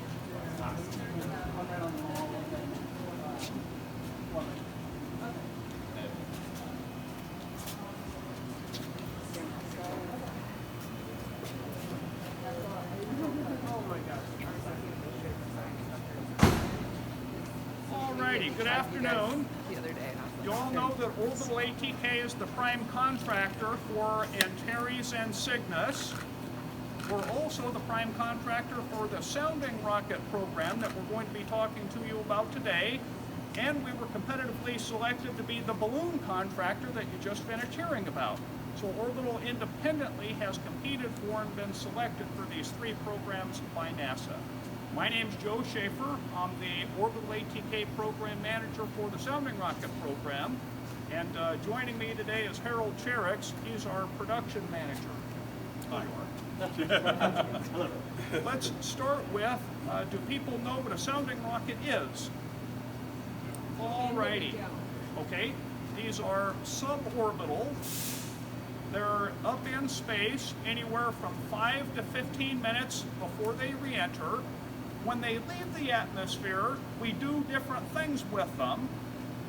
Principal investigators, scientists from other NASA institutions, university, or commercial companies will be contracted by NASA to develop a science payload. They'll bring it to us, we'll integrate it, we'll provide them power, control, telemetry so we can get the data back. Some of our systems will go splash either on the land or in the ocean. Other of our systems will be recovered. We have both land recovery and water recovery. We've been doing this for about 50 years, so Elon Musk talks a lot about recovery and reuse. That's old. That's nothing new. So what we're going to do today is talk to you about the vertical integration we do to help create a sounding rocket. So you're in a machine shop right now. We take raw material in and then we process it to develop the different mechanical structures that help comprise the sounding rocket. Earl? So this machine shop is not unique to many other machine shops, except that we have a 5-axis machine. We don't do additive manufacturing here yet. That's because Joe won't give me the budget. It's quite a large budget too, just to let you know. Get my plug in while I can. So we have lathe mills. We have 15 machines ran by 9 technicians. Some of the machines are running cells, so one guy runs 2 machines. While he's making a part on machine A, he can be programming machine B. It increases the efficiency of the operator by about 60%, so we get more product. So we pay that guy more. I mean, he does it because he gets paid more. That's why we all work, to get paid. But this machine shop, much like many others you've been in, but we build rocket parts. I would say 90% of what we build here is aluminum, 6061, T6. Most of that aluminum either comes from a round forging or flat sheet stock. We don't. Everything we build is. We do steels. We are planning on doing some titanium in the near future. We do brasses and coppers and other materials, but just small percentages on a unique basis. We'll do a lot of plastics too. Seems like plastics fit well in this world. But let me take you over here and show you. We developed in-house an EDS, which is an ejectable deployment system. And what it is these tubes are internal to the rocket. So this mounts inside here, and either due to spring pressure or a small rocket motor, this will come out. And if you notice, this causes it to spin. So it's spin stabilized on the way out. On the these parts are all made on this lathe right here. And the neat thing about it is it's a lathe with live tooling, meaning that you don't take this part out to make the rest of it. So it stays in there, and you can actually take the live tooling and mill out the slots in it. One of the neater things is this cap. This cap is made in there. You wouldn't think this was made on a lathe by looking at it with all the cutouts and the countersinks, but yeah, that's all made on that one part. It's 2 setups, front and back. So this either has an electronics package that it pushes out, or a small luminescent chemical so that we can measure the winds at upper atmosphere. So it'll create a small glow, and using ground-based camera systems, you can tell which direction, what speed that it's moving at in the upper atmosphere. So if Virgin ever gets space planes, Branson, if he ever gets space planes, we'll be able to tell him what the wind conditions are. So those parts are all made at this machine. One of the neat things that I think to emphasize what you can do on a live tooling machine is this was made at Haas. This is steel, but this part was made in 2 setups on a machine like that. It was actually made in like 15 minutes, which is killer to me. That's just the bomb. 15 minutes? Yeah, it was made from a solid bar stock.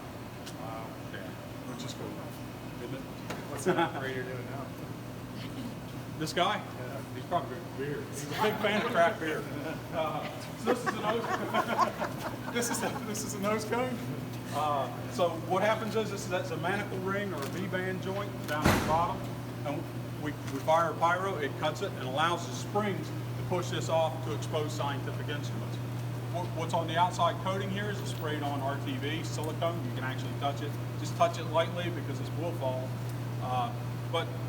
What happens is on the way up, it gets really hot. This will ablate and take away some of the heat so it doesn't cause the nose cone. So it takes away some of the heat on the way. Is this an example or is this going to go? No, this is a real one. This is going, I think, and I'm not 100% sure because I haven't looked at it. I believe it's for Roland. You'll hear that name again. Okay, so remember Roland. Doug Roland, Dr. Roland.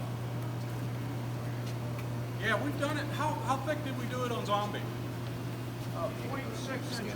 So we've done it up to 0.6 of an inch thick, depending on what the You'll do your job in space.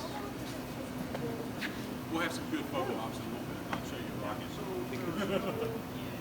wow. Typical smallness of the range. There's about 4 ranges that we've done a quick react.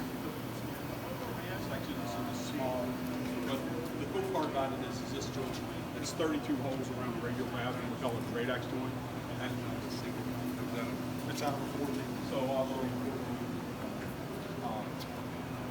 but you're sure that's just a one. If you drop it on something hard, the guys get mad.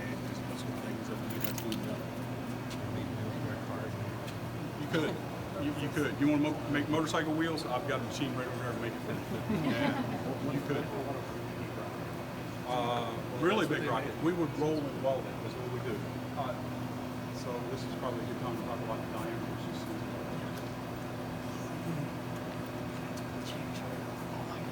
So primarily we do 3 diameter rockets, 14 inch, 17 and a quarter, and 22. We're currently flying a couple rockets for JPL that are 28 and a half inch diameter. But our normal workhorse is 22 inch telescope. This is 17 and a quarter. The unique thing about this is the joint structure is a 32 hole pattern around the circle. It's called a Radex joint. The Radex joint is what we use most of the time to hold the rocket pieces together. I'll show you a bigger version of it shortly.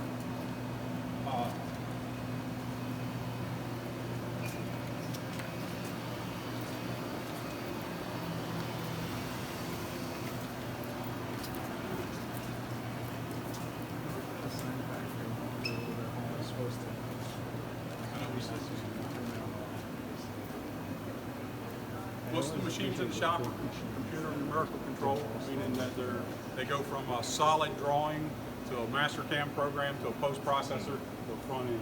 But this is more of a typical skin, a typical skin section. You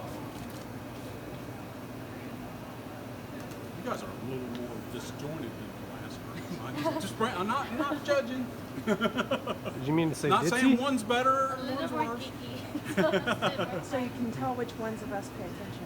Well, sometimes we all get distracted, but you know, you let your mind wander, it brings home some neat things. Anyway. Do you have a favorite machine? A favorite machine? Yeah. There's a 5-axis over there. If maybe we'll stop on the way, I'll show you. Okay. Is one here? No, it's in the back. It's called a UMC 750 or. But anyway, this is more of a typical machine skin.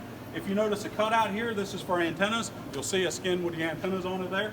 These are doors. This is actually an umbi door. There's a bracket that goes here. This is where the umbilical plugs in. So this will plug into the electronics here. This is an access door. It may be to get to a battery or something like that. So if you have a battery problem, you can take the battery in and out. A lot of these holes are just for antenna mountings and stuff. And again, it's got a Radex joint on it. 32 holes around the circle. If we ever send any work outside, which we do on occasion because we get overwhelmed, that's the biggest problem, getting that Radex joint so that you have each skin line up perfectly so that they mate together. We've had many skins come back where they're not perfectly aligned. This is a raw material. This is a forging. This is the way we get it in Lenape Forge, and they get it from Alcoa as a big lump of aluminum. And what they do is they do what they call a back extruding. They drive a mandrel down the center of it, really high temperature stuff, and it actually grows in this direction. And then they compress it to stress relieve it, because we'll take that thickness, which is probably about 3 inches thick, we'll take it down to 1/8 of an inch. That's how thick our skins are, 1/8 of an inch. They're thicker at the joints, and some of the transition sections are as much as 8 inches thick on each side. I'll show you nose cone. Any questions? Stop me at any time, I'll just continue on.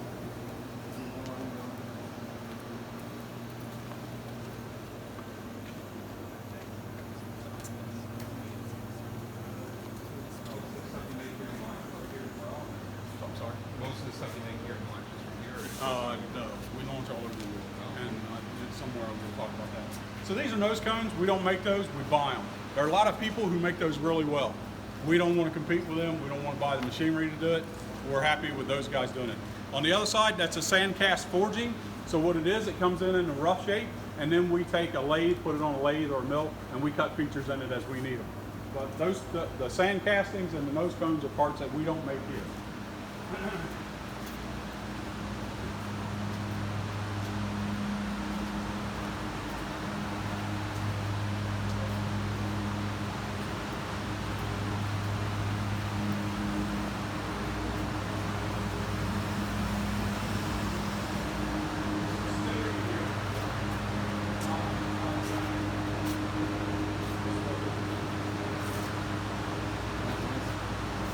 That's funny. It says Swiss made stamped on it.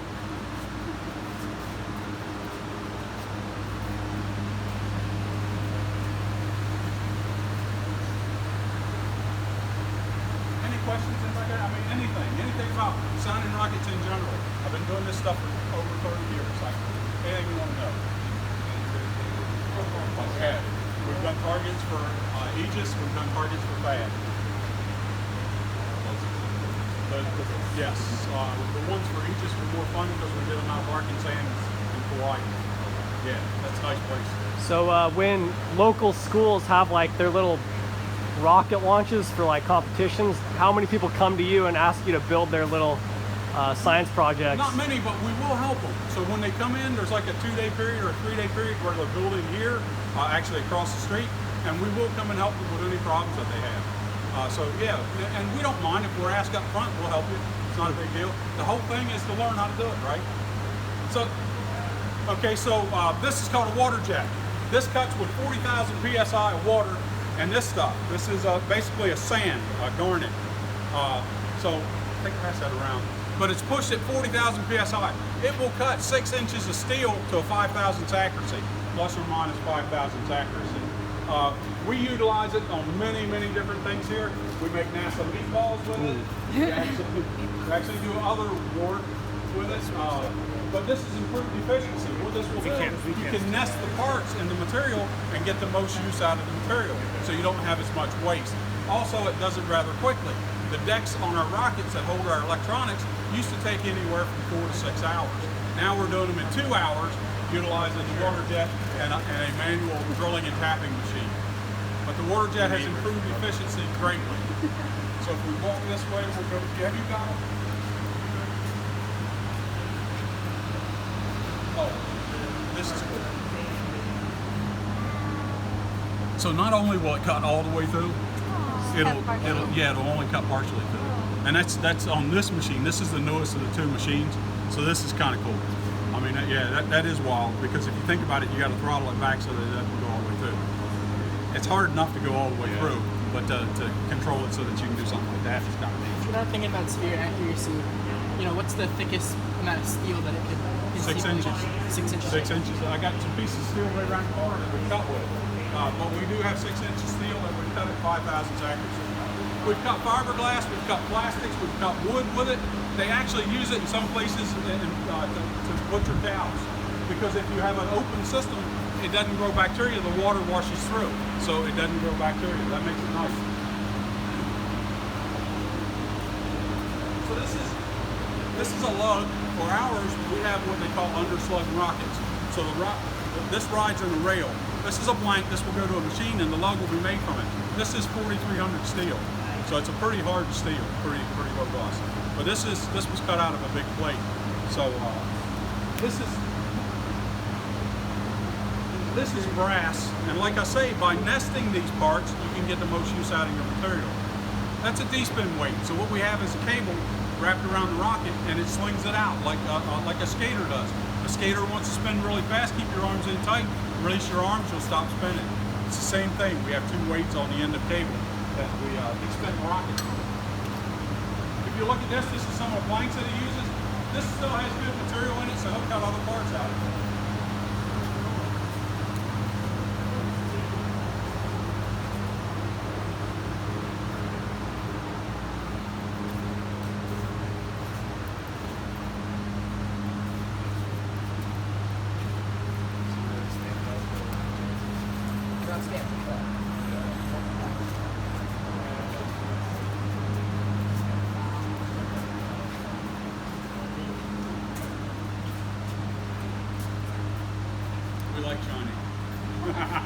That's why all our rockets are silver.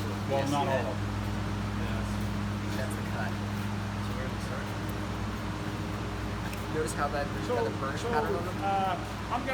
Harold's told you about the water jet. We've got some examples that were cut out from the water jet.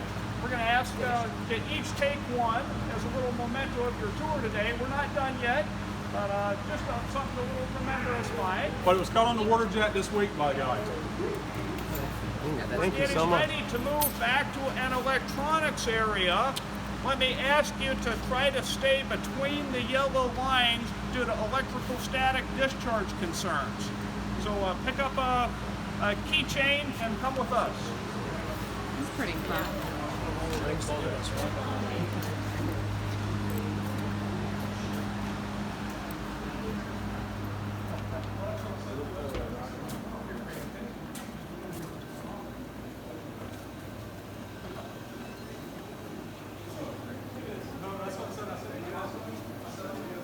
At this point in time, I've come to kind of know the personalities of everybody that I'm with, and I can't help but imagine if this were like a horror movie or if it were something like Jurassic Park-esque,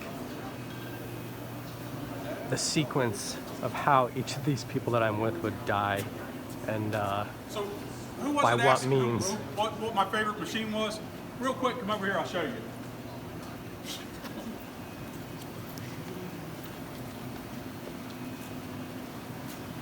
So this machine built this. This was built in one setup. That's to hold a Star Tracker. So if you come over here, and Dana will love me for this, but over here, if you come over here and look in the machine. Good, he's gonna have long. So in the machine, that table will move this direction, and the head will move in 3 axes and up and down. It's a 5-axis machine. The nice part about it is when you're building something like this, you set it like this, you make all of this, you flip it over, you part that off, you're done. It's really efficient and super accurate. This is a Haas UMC 750. We acquired it about a year ago. This is an ACS manifold. This was also made at this machine. This has a whole bunch of valves and stuff, and as they fire, they allow gases to go different places, different velocities, different pressures of gases. Yeah, sure. This is a valve block. This actually mounts onto the skin of the rocket and allows the gases to go in and out. So the valve goes here, the gas comes in here, that opens and closes, allows the gas to come out of it. They're all built to this machine. This is an anodized one. This gets sent out and coded so it doesn't corrode. All right, so follow Joe now because I've taken you off on a tangent and they told me we only have 5 minutes left. We're gonna be late, guys. Maybe like Willy Wonka and the Chocolate Factory, and everybody finds their thing that they're super passionate about, that they're warned against. There's a little song that's associated with each person and their personality. That's the stage that I'm at right now in this tour. Just kind of having sat back and being quiet enough to observe everybody, to kind of assign them with some sort of stereotype.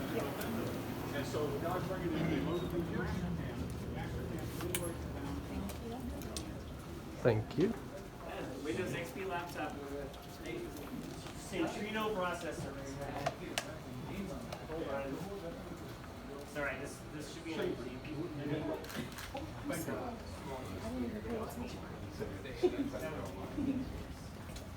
we're going to go all the way to the back.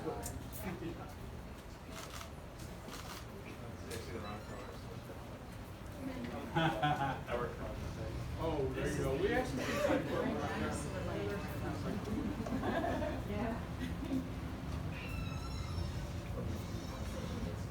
Oh, it's been doing it 35 years. Wouldn't believe that, huh?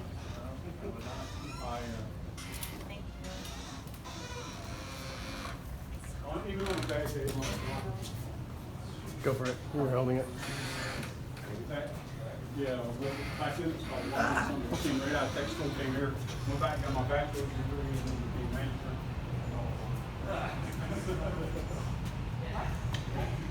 On to the second one. Joe, you me. Three ground stations, you pass through 2 on your other way to here. This is where the science instruments gets brought to us that will electrically and mechanically and software-wise interface with it to make sure that it does all the things it's supposed to. It mounts the way it's intended.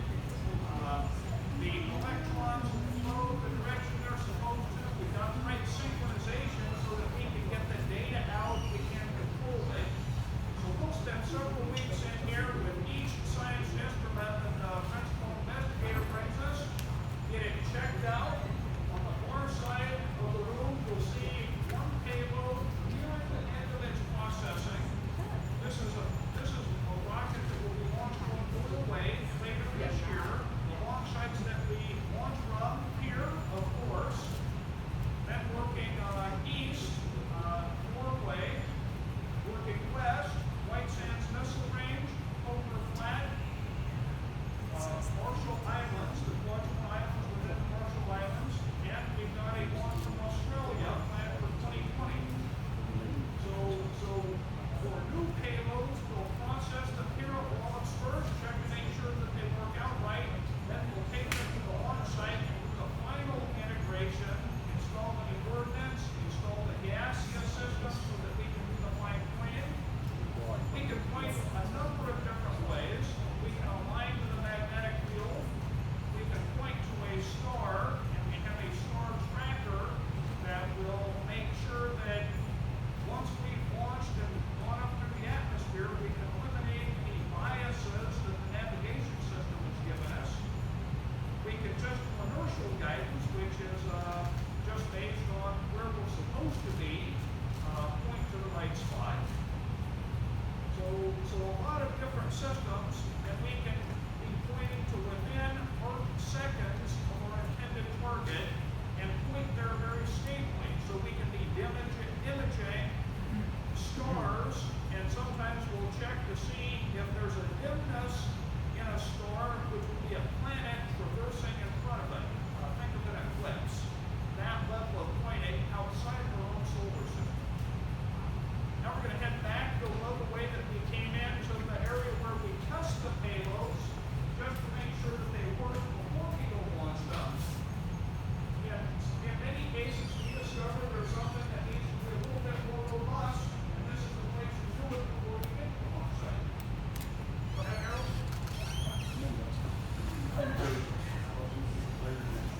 We can talk about this stuff forever.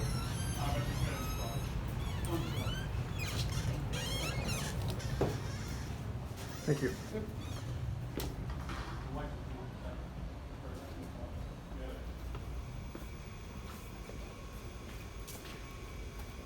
So we lovingly call this shake and break. These tables actually simulate the flight environments. So this will do it in the X, what we call the X and Y. Some people call it the X and Z, and that's the thrust axis. What we call Z. Some people call it Y. That table does the same thing. This is where we spin balance the payloads. What we do is we spin stabilize the payloads because we can't the fins. So on the way up, it will spin at 4 hertz, or 4 cycles per second.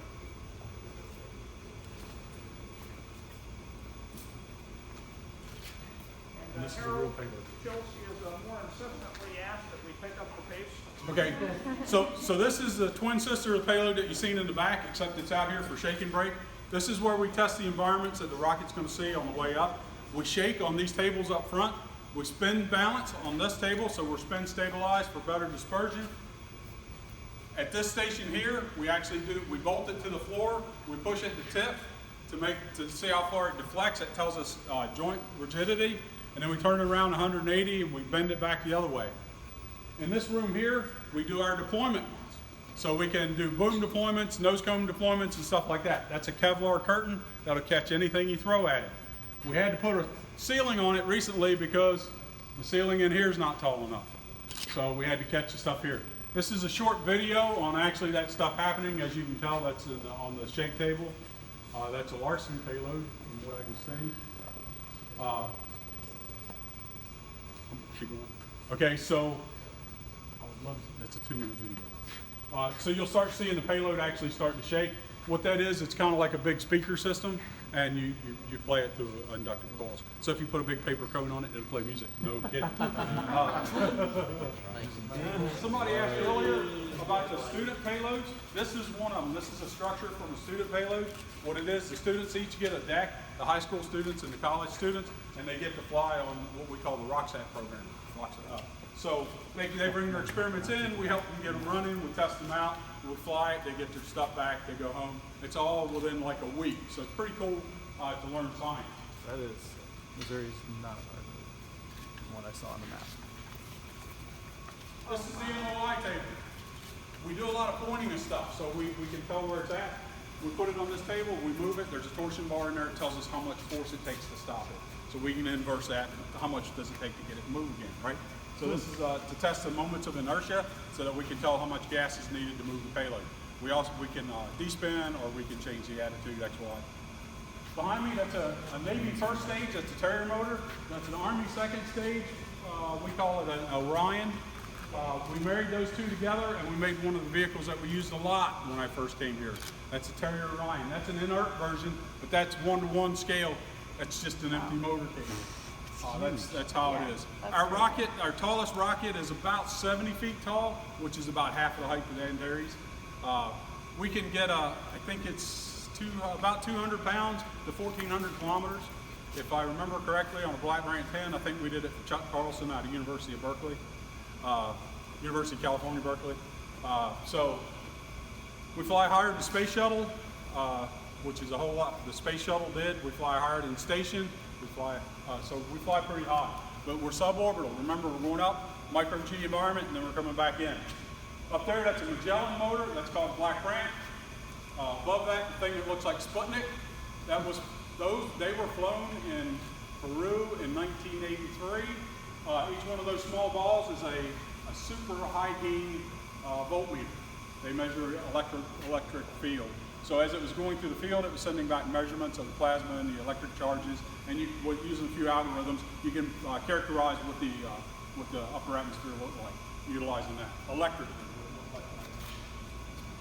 That nose cone's about 1,000 pounds. It flies on the front end of JPL's mission. It's a parachute test mission. So what they do is they snatch it at a 3,000 pound weight. They drop 1,500 pounds, and then 1,500 pounds rides on the parachute into the water. We have a guy with a recovery boat who'll go out and get it. They'll bring the parachute back to look at the strains on the chute to see how the chute performs. That's for the Mars 2020 mission. Some of the chutes that they're going to deploy. We're actually doing preliminary testing here for JPL. No, this is just 4,300. This is brass. That's a big chunk of brass, but this is 4,300. But like I say, it ends up at the bottom of the ocean. And after it's snatched, it gets released, and then we recover 1,500 pounds. Well, thank you. So, wait a minute, any questions? Because we're probably going to run you out the front door in a hurry. Any questions about anything to do with sounding rockets, anything you've learned? What were some questions that were asked last time that you thought were good from the last tour, since nobody has any here, it seems like? I don't, but you got me. The last tour, I answered them as we were going along, so it was individual questions like what materials, what's that machine for, kind of stuff. But in general, cradle to grave, from the scientist's concept all the way through post-flight data analysis, we do in this building. I mean, so we have ACS, guidance engineers, we have vehicle engineers, we have mechanical, electrical engineers, we do it all right here in F10. Willy Wonka's Rocket Factory. Thank you. Thank you. I don't have a golden ticket. We're going this way, guys. C-H-E-R-R-I-X. C-H-E-R-R-I-X. Yep. I would have been an astronaut if I had that. I'm going to blame that. Karen's going upstairs.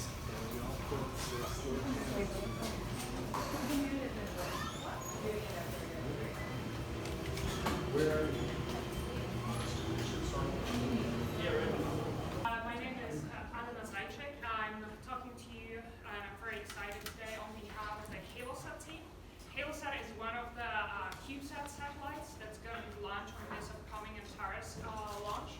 And I would like to give you a brief overview what the mission is all about, what kind of science we want to do with Halosat, and kind of follow up with showing you all the photos that we took during the assembly, because I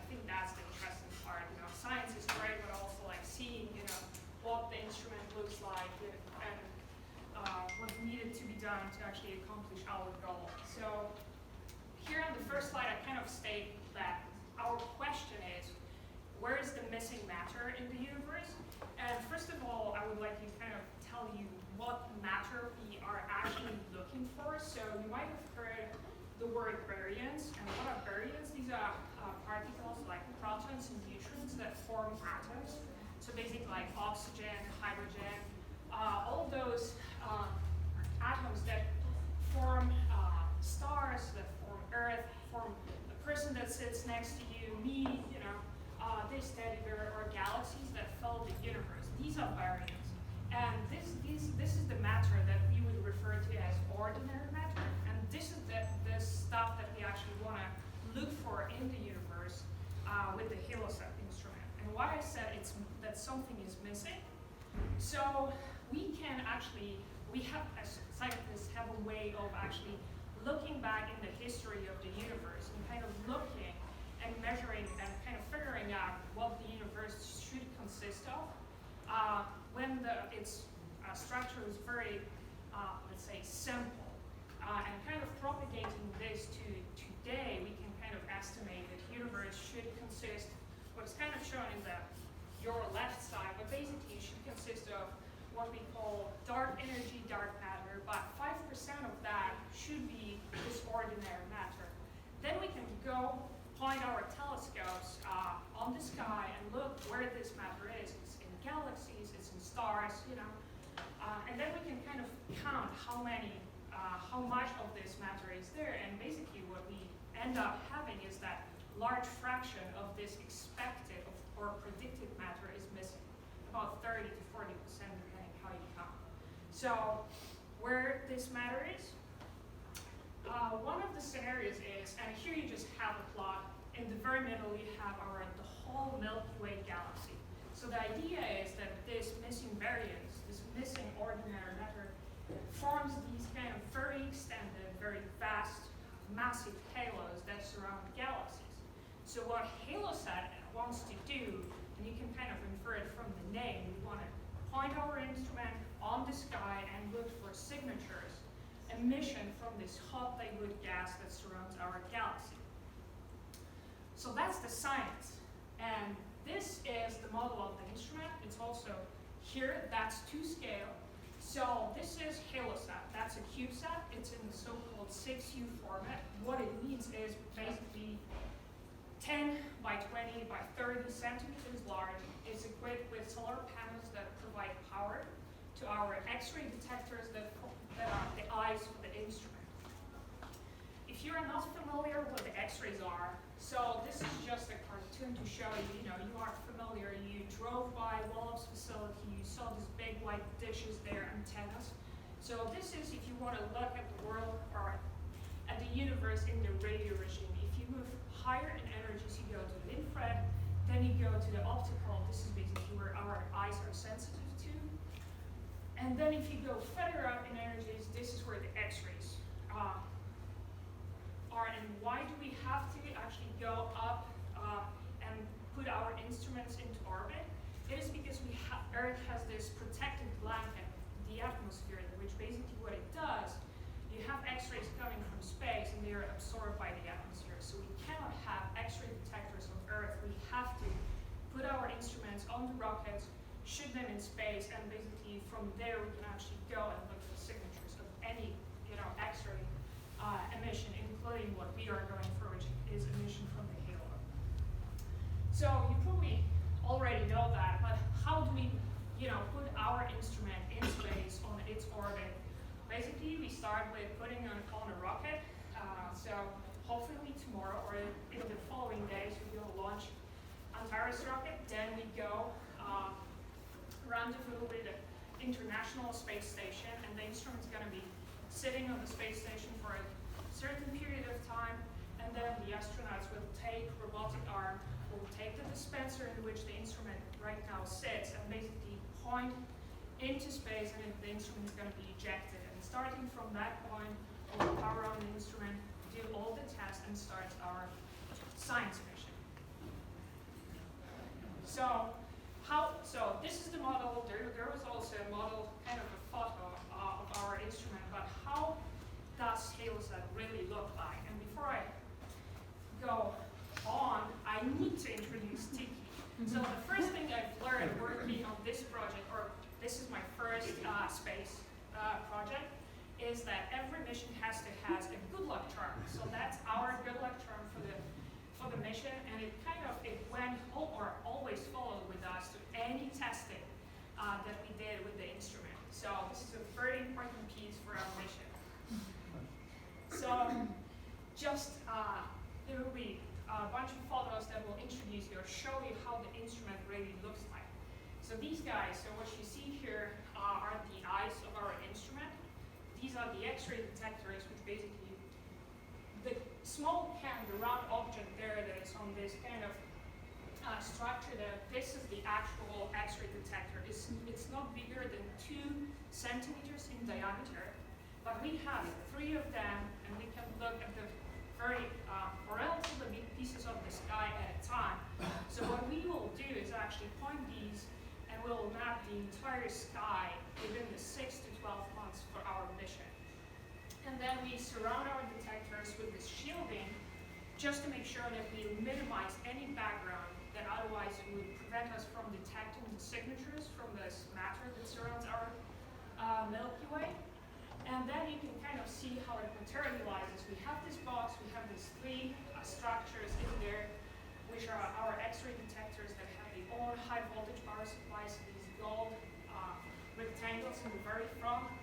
These are the high voltage power supplies, and then comes a kind of brain that will process all the signals that are recorded by the detectors, and then all of that is then put in this bus, in this spacecraft, and then the spacecraft itself is equipped with the tracking system, and we can actually tell the instrument where to point on the sky and perform our observations. Here's Daniel, that's our graduate student, and with specialists from BCT, they are actually in the process of integrating our instrument into the spacecraft. So that's a very good day. Everything worked fine. We are ready to proceed. And this is actually how HaloSat looks like, and it's all blurry with solar panels extended. And basically, from that point on, we went to perform a series of tests on the instrument to make sure that it actually survives the launch. And here are a few slides that is very important when you travel with the instrument that it's safe. So we traveled from Iowa City to Wallops to perform vibration testing. We traveled from Iowa City to Boulder, where we also did vibration and any functionality testing. We always made sure that our instrument is buckled up, because that's the law. So,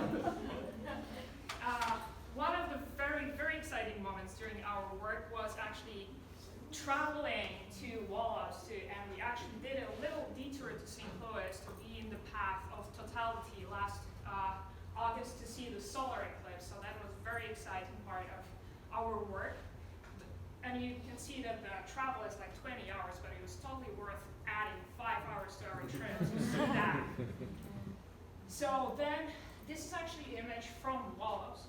This is where we put our instrument on this cube, which is basically on this huge speaker. And what it does, you mount the instrument on and you shake it to the levels that it will see during the launch. And you just sit there, fingers crossed, and just looking and see and trying to figure out if anything is falling from the instrument. Then you stop that, and then you check that the instrument survived it. You power it on, and for us, everything worked just fine. So we were ready to go and integrate it with the spacecraft.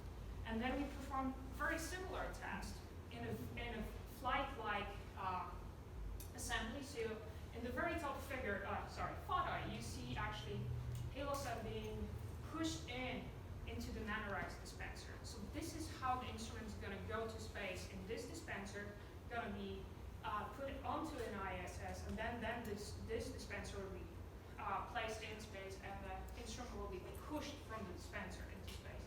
So you can see here a very high-tech way of mounting the dispenser or protecting it for the launch. So basically, you just have straps, you have bubble wrap, and that's the high technology we use to make sure that our instrument survives the launch. And that was also the moment when Tiki met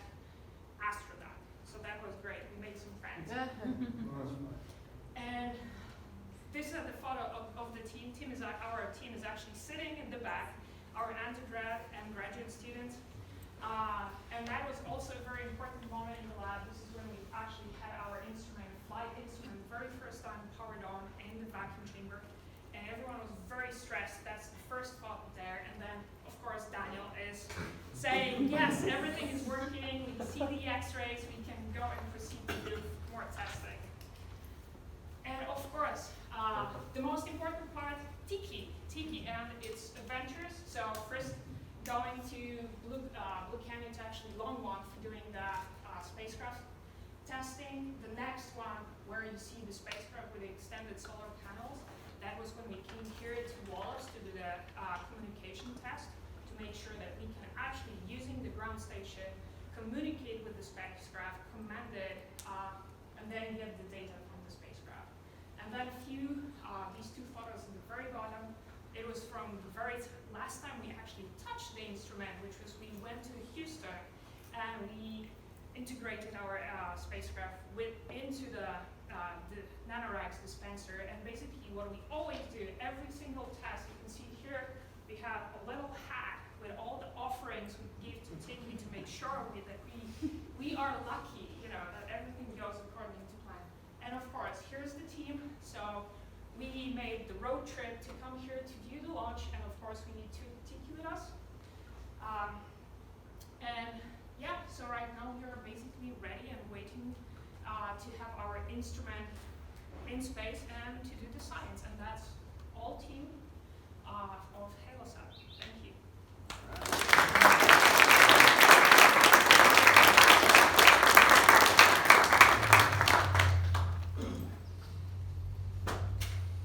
So you have any questions for Anna? Want to go up and take a picture with HaloSat? Yes. How did you take it to Houston? Did you fly in your carry-on? Yes, so at that point, actually, so once the instrument was integrated with the spacecraft, it stayed with the Blue Canyon Technologies because they are the providers of the spacecraft, and they still needed to do a lot of testing on the spacecraft, the whole assembly basically. So yes, we did put it in a hard Pelican case and took it as a carry-on. Yeah, my team just did that with our satellite instrument when we took it to Lawrence Livermore. That was a fun one. Yeah, but surprisingly, without any issues. So instruments survived that, so we are very happy. Your PCBs look coated in something. Did you have to harden the electronics or anything? So yes, our PCBs are coated, and Daniel is an expert on that because he did the coating for all our PCBs. Daniel, stand up. Yeah, so they're coated in, I guess, some polymer coating to, I guess we've got urethane. I don't remember all the numbers because this is so long ago. But so we have urethane coatings on all the PCB boards to make sure that we reduce solder whispering, to make sure that any particulates aren't going to touch the components together or short anything in process. Okay. Are you familiar with the electric universe and how a lot of the unaccounted for interactions in what we observe are actually due to electrophysical interactions on the cosmic or planetoid scale, and they're not taken into consideration? Okay. So once it's deployed from the space station, how long is it going to be out there? So right now we are kind of hoping for 6 to 12 months of observation, and we still on top of that comes about a month of kind of calibration and testing after it's actually ejected from the dispenser. The first power on, checking all the systems, then powering on the first time with the detectors, making sure once we get the data, to say everything is working fine, or for example 2 out of 3 instruments are working, so that we have a understanding of what we can work with, and then we have 6 to 12 months. And it will depend then on the money, of course, and kind of whether the instruments will survive that long. How do you differentiate data coming from the edge of the galaxy and anything coming off of Earth or the solar system? So these instruments are not, we don't have an image from that. So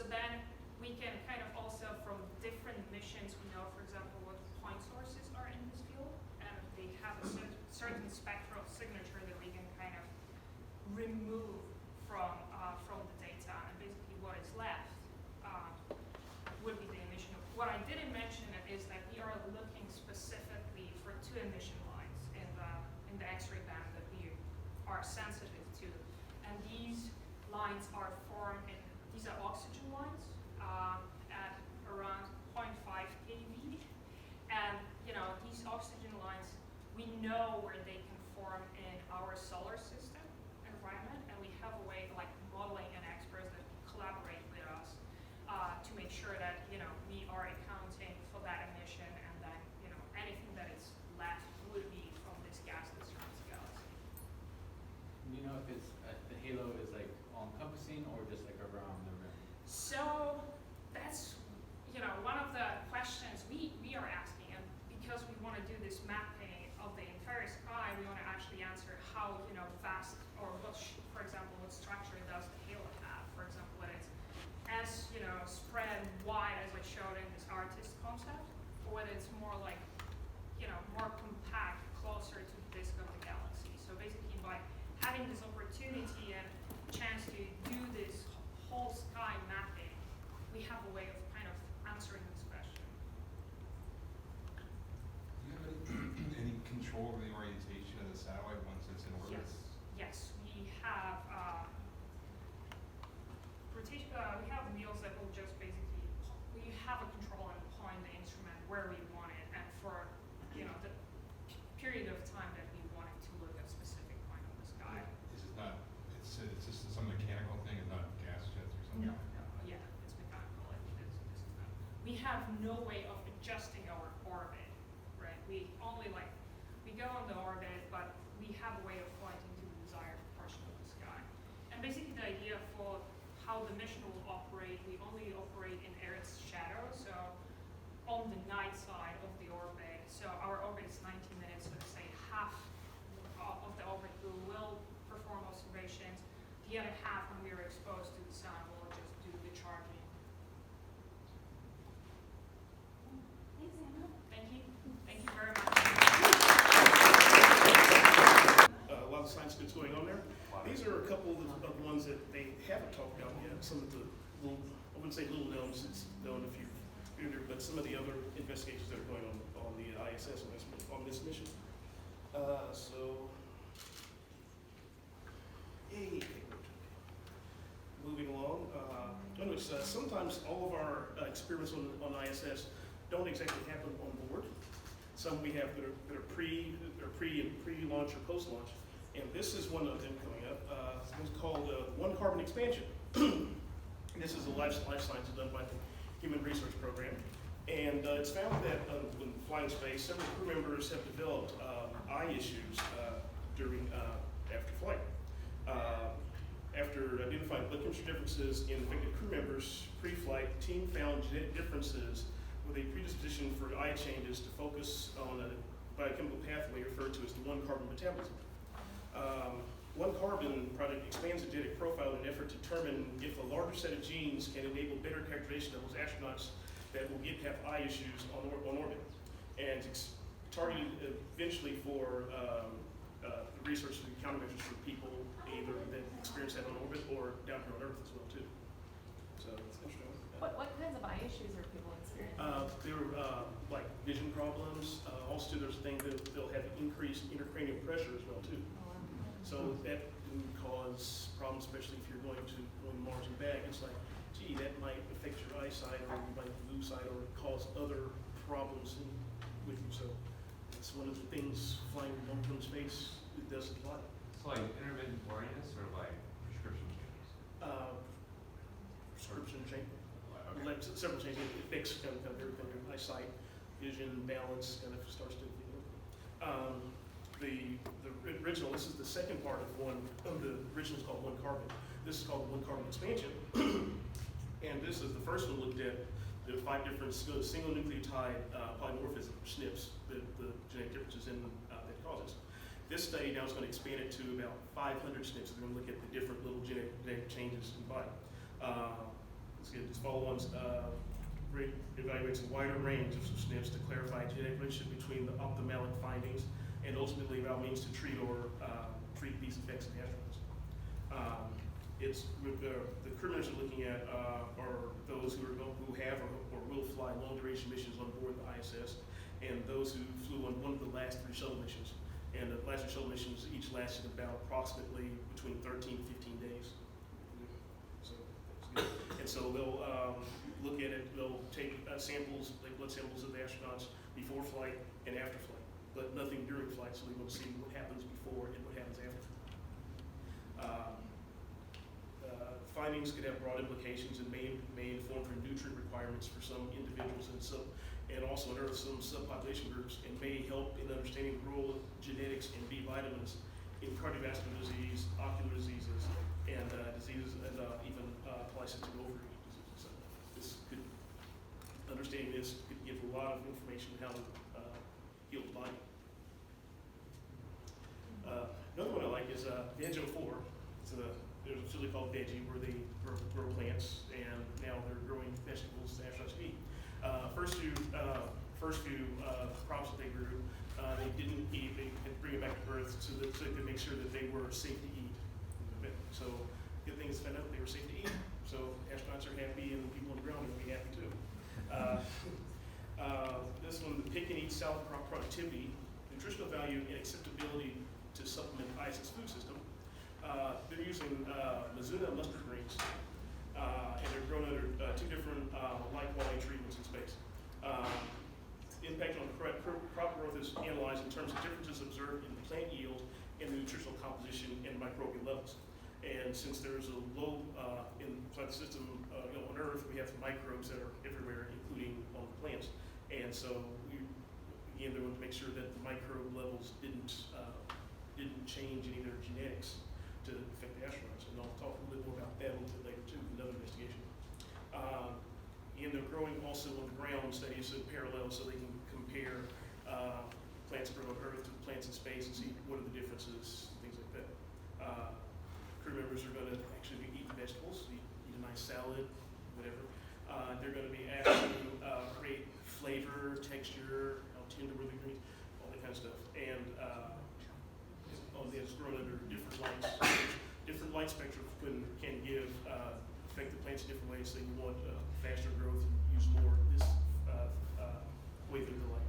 If you need a slower one, you change the wavelength of light so it grows a different way. Or if you're trying to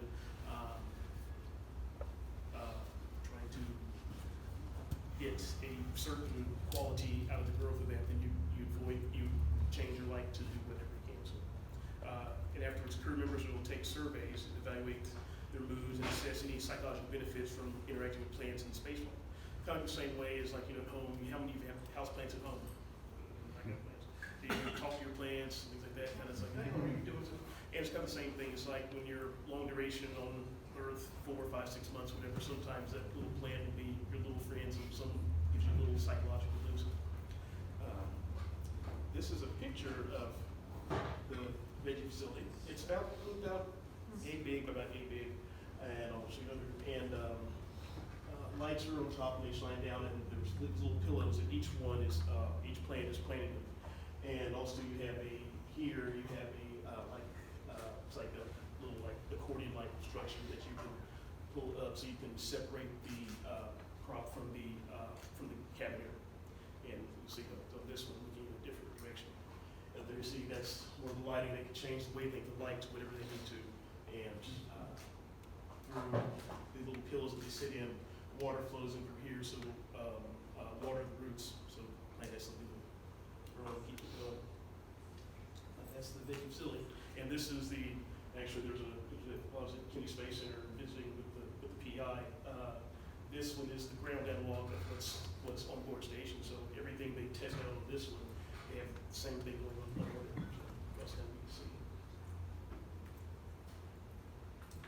And then this one we have sextant navigation, and this is a little bit of a throwback to the Apollo Gemini days. So sextant, if you're familiar with explorers, sextant is a mechanical instrument site that you can use to measure star angles, angular distance between 2 visible stars, And you can do your math, and you can plot your location and direction of where you're going. And same thing, the ancient that the old seafaring guys used on, explorers used on Earth. You can also use the same thing in space as well too, to help navigate your way through interstellar space. The system offers, it's not the primary means of navigation, it's a backup system for the crew, and gives another option to navigate home in case radio communications for the main space computers are compromised. Section navigation focuses on stability and star sighting in microgravity and on board the station, and crew members are going to test a handheld sextant that's meant to be used on Orion. So when we're going to take Orion back to the moon and later on to Mars, this will be a exercise, something that the astronauts can use to navigate if they need to, or just to keep their proficiency up, and they can check the computer and make sure that they're navigating in the right direction.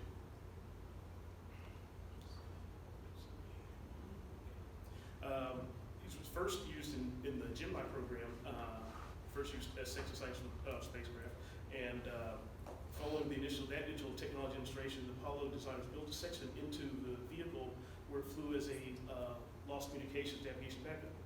And the first person to do that, Jim Lovell on Apollo 8, who's also commanded Apollo 13, and they tried to use the sextant to get home on 13, but a lot of the debris field obscured a lot of the stars, so the ground was able to help out and get that done. Jim Lovell was the first to demonstrate sextant navigation could be used to navigate to the Earth, from Earth to the Moon. Crew members conducted additional sextant experiments on Skylab in the 1970s. Spaceflight heritage of the sextant concept combined with its operational simplicity makes it a great candidate for further investigation for backup navigation on Orion. The shuttle, since it wasn't going navigating outside to Earth orbit, didn't have a sextant, but it had a star tracker that was able to do essentially the same thing for rendezvous and docking procedures. And right there's a picture of in training. It's East astronaut Alexander Hurst. He'll be launching in a few weeks, and he's one of the crew. Well, all crew members are probably going to take turns using it, but that's him in training in Houston using the sextant. And basically it's the same sextant that, like I said, that the explorers used back in the 1700s to navigate across the ocean. And talked earlier about microbes on space station, and we get to the biomolecule extraction and sequencing technology, or the BEST investigation. And for BEST, there are microbes aboard International Space Station. Ever since the beginning, there have been microbes up there. But there are some that can't be detected by their normal procedures. So they usually do the basic swab and on auger and grow on auger plate. The BEST investigation compares the swab to other traditional methods to new methods of trying to figure out what's on board. How can we determine what microbes are there that can't be detected through these traditional means? And when they go, which ones are undetected, and it's insight into developing strategies for future detection. And when we're going again to future spacecraft destinations, there's going to be microbes aboard, and then we're going to need to know what kind of microbes are up there, how do they grow, how do you detect them, what can be detected, what can't be detected, things like that. Microbes respond by making changes in the genetic and epigenetic and the transcriptome levels, and these responses can be observed with sequencing. So basically, what we want to do is take a sample, and we're going to put it into a small sequencer and see what the microbes are, and see what the sequences are, and keep sampling and checking over time to see what is changing in them genetically, so we can see how are they adapting to the environment. Are they going to be made more virulent? Are they going to make astronauts sick? Are they going to be dormant or what? Additionally, this is going to also demonstrate the RNA sequencing processes on board station. It's going to use a small mini ion miniature DNA sequencer. Last year, one of our astronauts, Kate Rubins, performed the first ever genetic sequencing on orbit. And it's kind of interesting to see that because my first job out of grad school was I worked on the Human Genome Project. And so I worked at Payload Medicine. And so we went from, when I first got there, we had basically refrigerator-sized genetic sequencers. We were, till technology got better, and then they went from refrigerator size to a nice dorm fridge size. And so now, that whole same process they're doing sequencing to use things that big are now done on basically a chip. Wow. So basically, you take your sample, put it on the chip, close it down, and you just run your sequence that way instead of having lots of chemicals to do this like we used to do. Lots of organic chemicals, lots of organic waste produced, and to your laptop, and the next thing you know, you're going to get a sequence. Again, for another scale, it's in the palm of your hand, the size of a large thumb drive. Your extra battery for yourself. You get that. Question? Dare I ask how much this costs? You can, but I have no idea. but there's always that adage, the smaller something is, the more expensive it is. But apparently, I'm not sure, but probably not too, probably expensive, not too expensive, because if you're, say, some laboratory that does this, whatever, it saves you, instead of having to buy a large sequencer and all the chemical streams it has to go in to do that, you just have that, so it's probably enough, but not too much. I was working with like a nano dropper like 4 years ago, and that was 6 figures, so kind of the similar. I'm curious, is it like a one-use thing, and then you have to like totally clean it out, or can you do multiples? You can do multiples. Basically the little chip that you can clean the chip enough time where and you can like replace the chip in there. It can until it just. It's not like take it completely apart and sterilize it and everything. It's pretty quick to turn around. Okay. $1,000. That should. Wait, really? Not doing an auction? Wow, there you go. How much Send two. It's a company if you Google it. How much are the cartridges? Apparently we're all gonna go buy these on Amazon.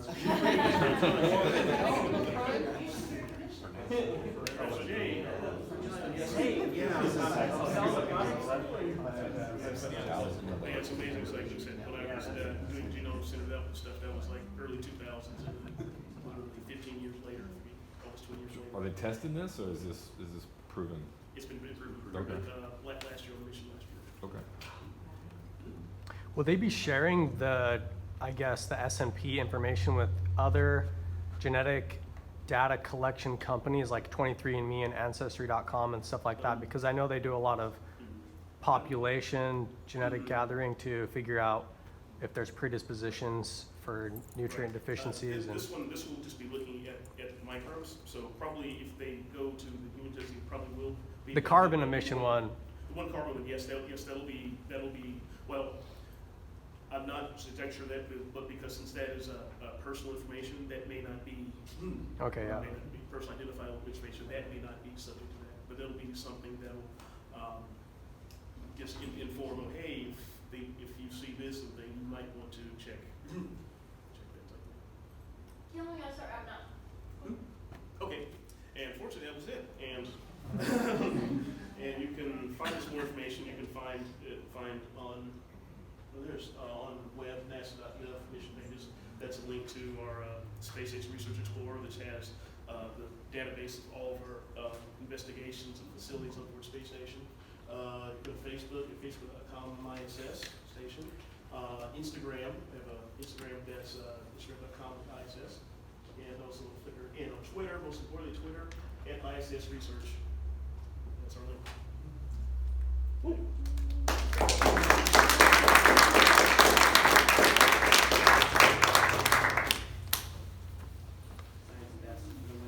Hey, higher.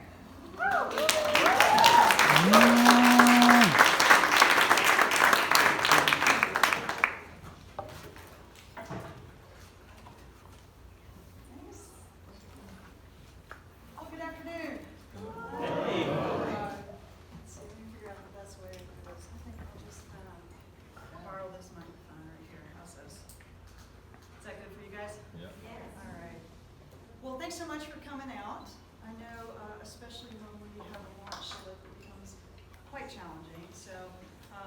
sure some of you travel quite a distance. Who came the furthest?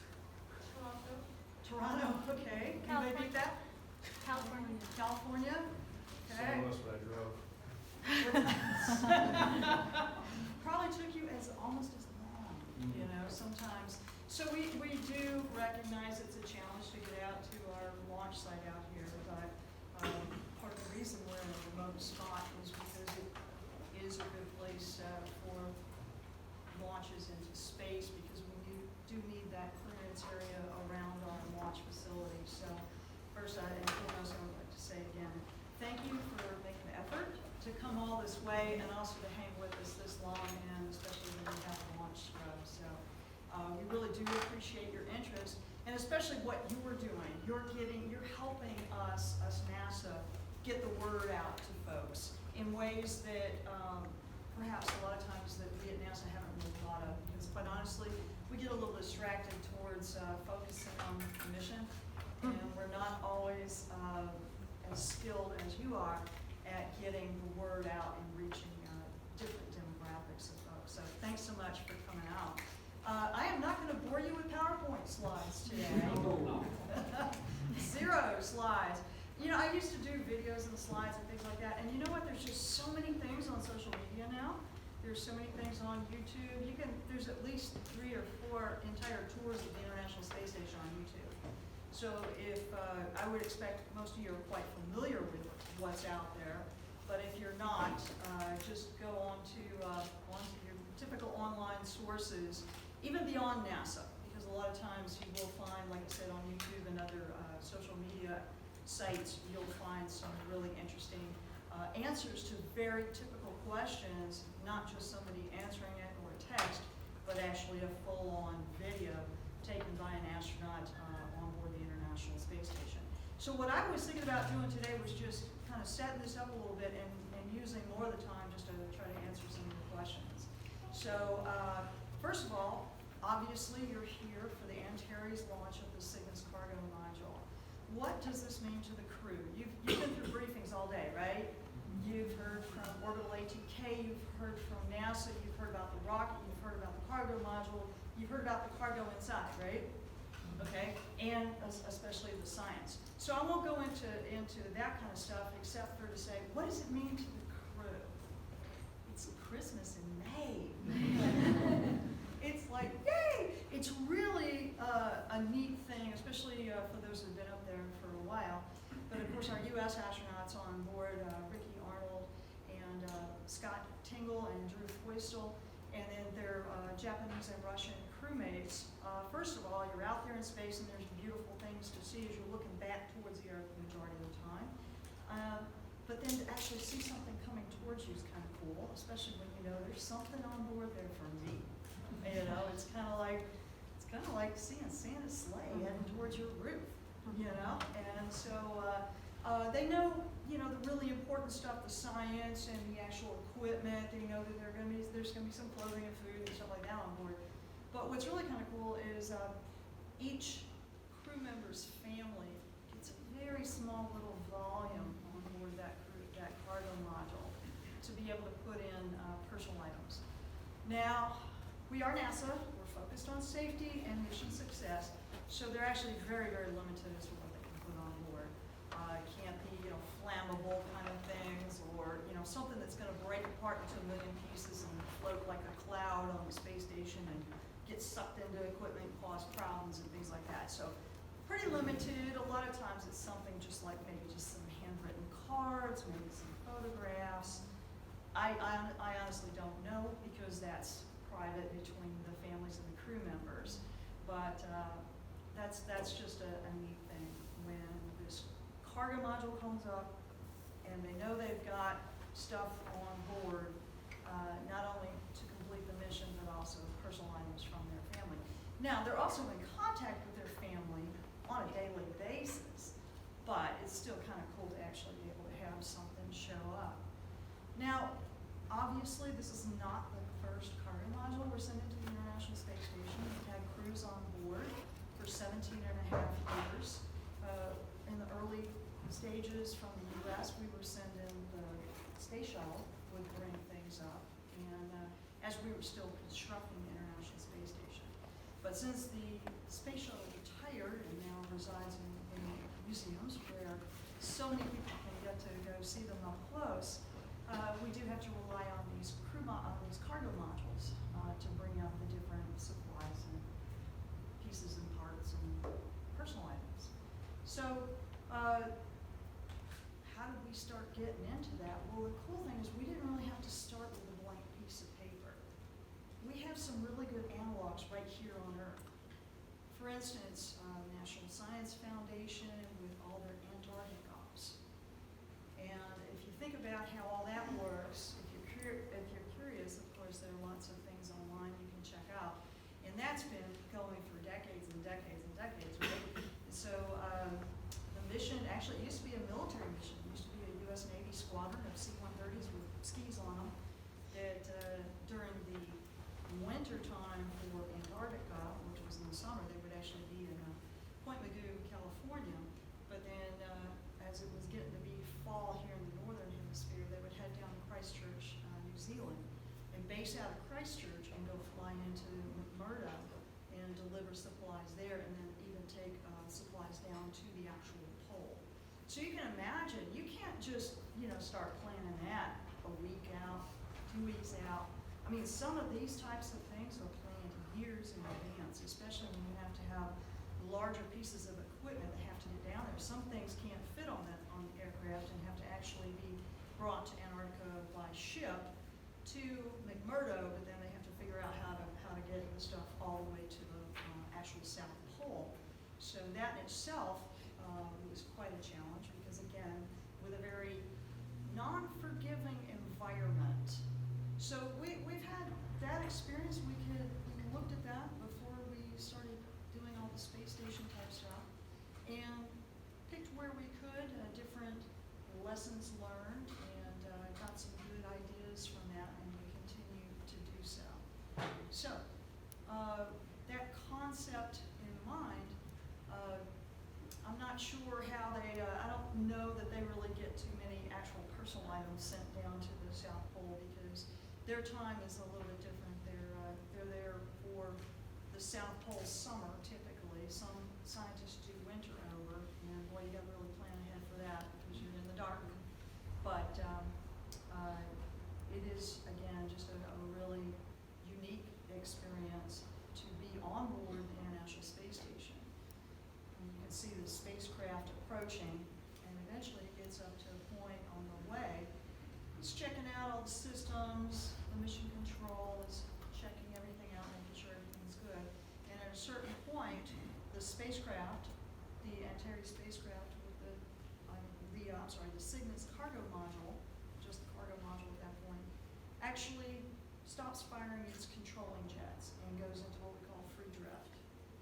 And if everything checks out, it comes on in closer and then again just shuts everything off. And at that point, the crew on board the International Space Station will be in the cupola. That's the 7-window kind of turret, if you will, that typically faces down towards the Earth. The 7th window is the big one in the center, 17-inch diameter. It's our largest window in space. And then we have 6 windows kind of radially around. And in that cupola, we actually have the control station for the robotic arm. So they can actually look out these windows and see the spacecraft and then actually operate the controls to reach out with the robotic arm and capture that cargo module. And then they pull it in and actually berth it to the International Space Station, execute commands to drive a bunch of latches and hooks, and then after a period of time, they equalize the pressure across the little threshold now that's between the International Space Station and this cargo module. And once they're sure everything's in good shape and the pressures are good across there, they get to open the hatch and it's Christmas morning. So I will say too that a launch slip here does impact the crew because the crew on board has been adjusting their schedule to accommodate the arrival of this crew module. Because they can't just say when it flies up there, the Cygnus cargo module, hey, I'm here, and the crew can't say, I'm sorry, I'm busy. And they wouldn't anyway. So they've been adjusting, so again, with a one-day slip here, they've had to adjust their schedule. Unfortunately, as much as they would love to like unload everything right away, can't really do that. What they have been doing ahead of this arrival is they've been staging trash.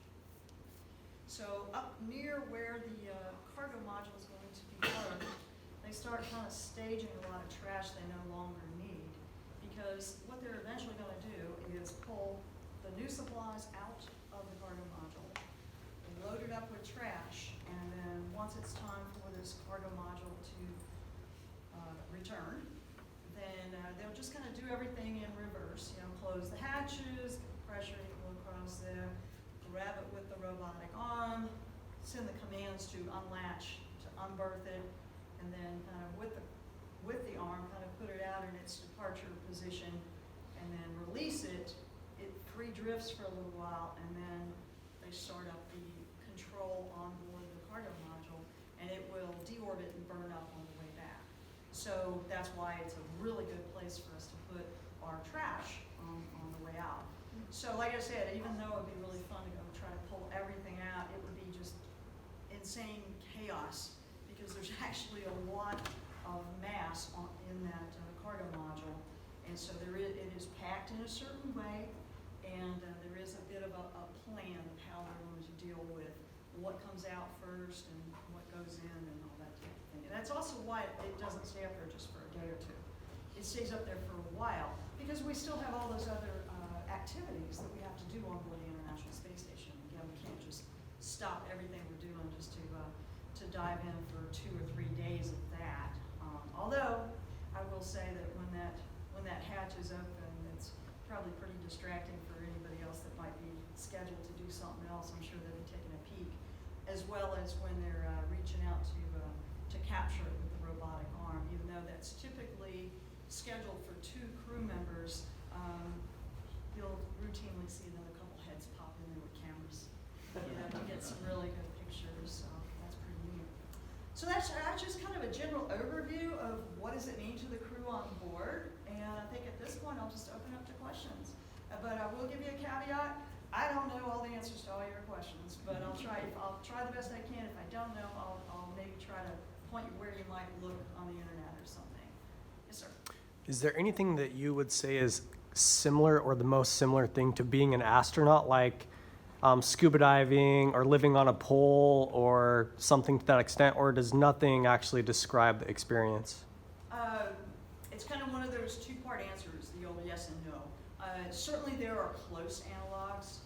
Again, the scientists that winter over at the South Pole, very similar because you're in a remote, harsh environment, you have limited communications, but on both the International Space Station and the South Pole, the communications are getting better all the time.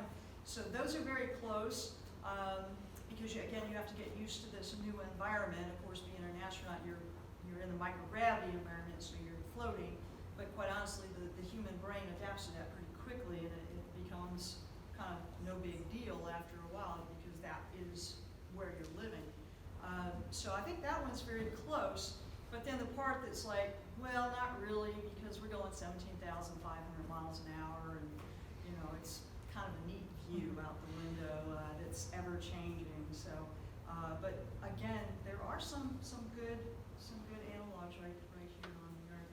You mentioned scuba diving. I would say hard hat type diving, maybe to an underwater environment or habitat type of a thing.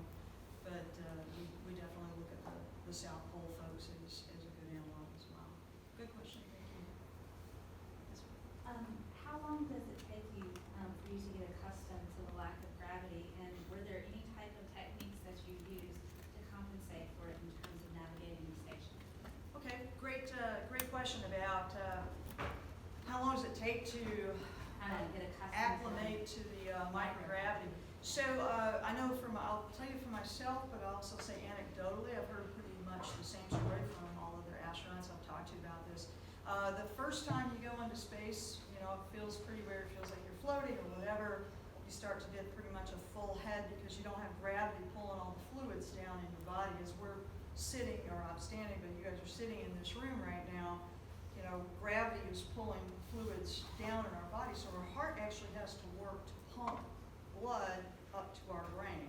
And if you've ever done something like jumped up super fast out of a chair or something, you had just a moment of a little bit of dizziness or something, that's because you basically challenged your heart right then to pump enough blood and get enough oxygen going to your brain. So that's going all the time. Now, when you don't have that gravity pulling down, it can cause fluids to shift. You've probably read about that before online, fluid shift. So a lot of times your face, especially flight day 1 and 2, if you look at pictures of people, sometimes they don't even look like themselves because their face gets a little bit puffy, and you kind of get that feeling of maybe a little bit stuffy almost, like your sinuses are full. Kind of like if you were hanging upside down on the monkey bars for like a really long period of time and all the blood was kind of rushing to your head. Kind of feels like that. Some people will get a headache for a while. Some people will actually get congested. It's kind of funny, the first day on orbit, you might hear people when they talk to the ground, they key the mic, they sound like they've got a cold. That's because there's that extra fluid up in their sinuses and stuff. I experienced all that, but by flight day 2, that was, for me personally, that was starting to come down, and it is kind of weird at first. You can tell the rookies because they keep trying to orient themselves upright, and they keep kind of pushing off and kicking with their feet, which doesn't, because it feels like you're out in the middle of the deep end of the pool, and if you're out in the middle of the deep end of the pool, if you kick your feet, you can get somewhere, right? It doesn't help in space. In space, what we find after a while is we use our arms like legs and our legs like arms. And what do I mean by that? Well, when you're in the microgravity of space, you just really need a little bit of a push off and you can get to where you're going. So you can just kind of trail your legs behind. But if you're working your way through the modules, sometimes you might need to pull a little more or guide yourself a little bit with your hands. So it makes it tough to carry something in your hands. So the best place to carry something, if you're going from one end of the station to the other, is put it between your knees, because you're not using your legs for anything as you're actually moving. Now later, when you get to where you're going, you might use your feet to put into what we call foot loops or an actual bar to actually stabilize yourself. Because if you're trying to work on something, you're kind of floating around like that. Just think about trying to do something. If anybody's a scuba diver or even snorkeling, if you see something cool and you want to stop and work on it, it's like, the air currents aren't quite as strong as ocean currents, but there are air currents just based on the fans that circulate the air for us, which is crucial because hot air doesn't rise in microgravity. So as we exhale, if we didn't have the fans circulating the air, we would have just this big bubble right around our face that we'd start not having enough oxygen there because it's mostly what you're exhaling, right? So the fans help with thermal as well as just continuing to mix the breathing environment in the space station. But even that little bit sometimes can push you around, or even yourself. If you push on this or pull on that, it's going to cause your body to move around. So then, once you're in place somewhere, you actually do need to hook your toes under some foot loop or bar or something like that. So sorry for the long explanation, but the actual length of time it takes to adapt to microgravity, a lot of folks start getting more comfortable flight day 2 or 3. Some people take longer, but most people are, you get better as you go. For the folks on station, what's really neat, even on Space Shuttle, my longest mission was just under 17 days. And we noticed that you actually reached levels almost, like so many days in, about 5 days in, we were like all over the place and upside down, sideways, whatever, up and down meant nothing. We were totally used to that. And, a few more days, everything was totally comfortable. You got really accurate at passing stuff to each other. If you said, hey, pass me that, you just go, because at first, you try to do this, because we don't even think about it here on Earth. When you throw a baseball, basketball, any ball, you actually throw it up, because you're already compensating for the gravity it's going to experience as it's traveling. So you get into space and the first time you throw something, it hits the overhead, and well, it goes up from whatever direction you were in. So after a while, you have to realize that you just very straight and just push it like that. So the folks on the station that get to stay for the increments, 6 months, and certainly the guys for a whole year, that they reach even further and further plateaus of how comfortable they are and how accurate they can get on their body motions and also transferring other things around the station. Just one more thing to add to that, anecdotally for myself and other astronauts, the next time you go into space, it's really fast. Because on my second mission, STS-130 was my second mission, and I was tasked with, as soon as we had main engine cut off, and then after this was on the Space Shuttle Endeavour, and after we had sent the tank back down towards the atmosphere, one of the guys from down on the mid-deck floated up a big video camera for me, and I had to unstrap and get up into the overhead window and start videotaping that tank. For engineering purposes, we wanted to see the condition of the tank as it was heading back in. And I remember realizing that by the time I had already gotten out of my seat and floated up, okay, that felt a little weird, but by the time I was kind of filming this, I was like, oh yeah, I remember this. It's like your body actually remembers it. So for me personally, I think that the human brain is amazing. And the whole central nervous system, the brain, the autonomous system, that we have adapts so well that I think that's kind of what's going on. It is in fact individual and unique to each person, but there are some similarities, and I think that humans we're not built to fly in space, but I think that we're built to adapt. Now that you're back on Earth, what do you miss most about being in space? Wow. Oh boy, immediately 3 things come to mind. First is really the crew. We spend so much time with the other astronauts preparing and training for these missions. We become like family. And just like any other really well-oiled sports team, you get to where you don't even have to speak. There's nonverbal communication. You can read each other like so easily. And when we come back and we go through some of our post-flight stuff, and then the very next day, we're split off for a while. We're immediately missing each other. Well, I wonder how the rest of the crew's doing, things like that. So we do stay in touch, but that closeness and all working together towards a common goal, a safe and successful mission, is again similar to a sports team, but I think this is way above and beyond. It is pretty cool to float around in space. That's number 2, and then number 3 is just the incredible views. And I will tell you that all the pictures and the videos that you can look up online, it looks just like that. I mean, we have these wonderful high-definition pictures and videos, and oh, by the way, most of them are taken from the cupola, but it's beyond that. It's like watching a football game, a professional football game on television. They can zoom in, you can see high def, you can see all kinds of great stuff. But it's not the same as actually being in the stadium and being able to look across that entire view and to actually feel the energy of the crowd and that type of thing.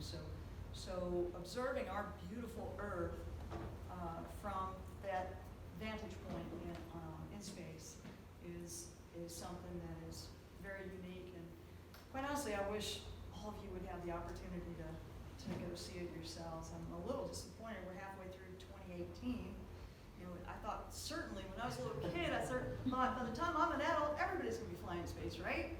So let's get on it.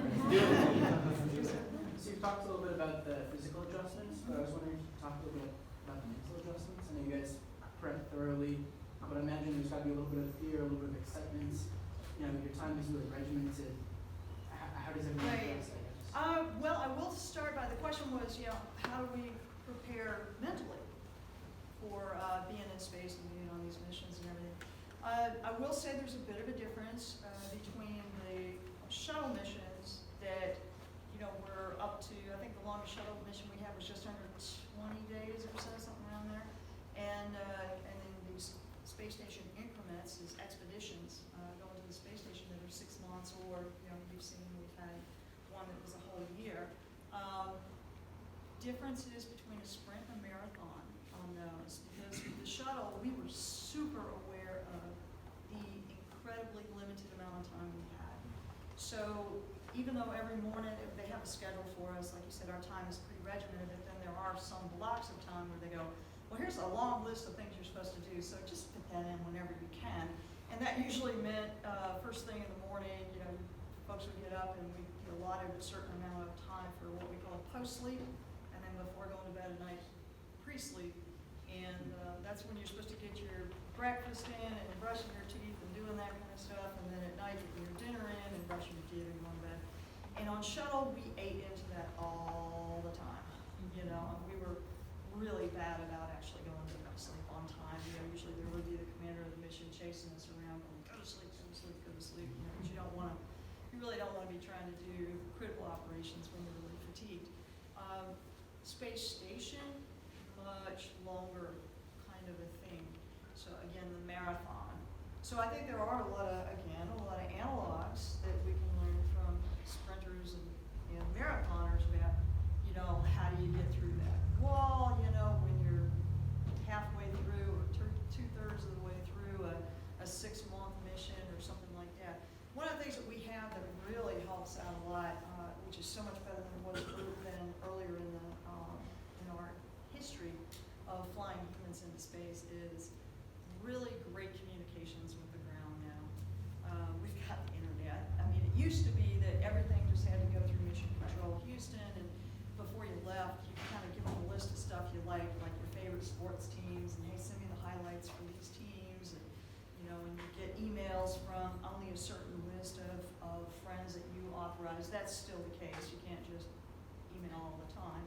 But now we've got it set up where the crew on board can in fact do a limited amount of internet surfing on their own. We didn't have that before.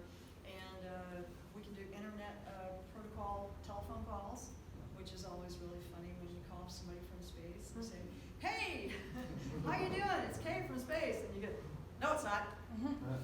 Kay's in space. No, really. So that's kind of neat. Now, you can't just call up there, but we do have the call down. You can get messages through, check places online that we have through the NASA communications folks, where if you have particular questions or whatever for the crew that's on board. Of course, a lot of them have Twitter accounts now as well, things like that. So there are ways. But as far as the preparation, so much of this is very operational. We're there to conduct these scientific experiments and to maintain the International Space Station at this point. And so for me, with the space shuttle missions I flew, the first one was Neuralab, which were scientific experiments, and this was just before we put up the first piece of the International Space Station. It was the last of the space labs. So that was all about operating those experiments. And you just get on a roll and you get busy, and you really don't have a lot of time, the shuttle to worry about anything other than just getting everything done the best you can. You asked about fears and things like that. The type of fear you have, well, I think we're all pretty realistic about it. Flying into space is, it's not routine. There are definite risks with this, but all of us that have volunteered for this job have accepted those risks. Now, we don't blow them up. We do watch stuff and do what we can to minimize those risks, but it's not at the forefront of your thoughts. You're aware of it, and you've trained a lot to be able to manage those risks as they come up. But I think almost one that a lot of people, especially on the first mission, aren't necessarily prepared for as much, but we talk about it a little bit more among the astronauts, is you get to the point where you feel, one of the fears you have is that you're going to mess something up for one of these scientists that has spent 10, 15, 20 years to try to get their experiment flown. Because their experiment, you're their hands and their eyes in space. And you've been training with this experiment.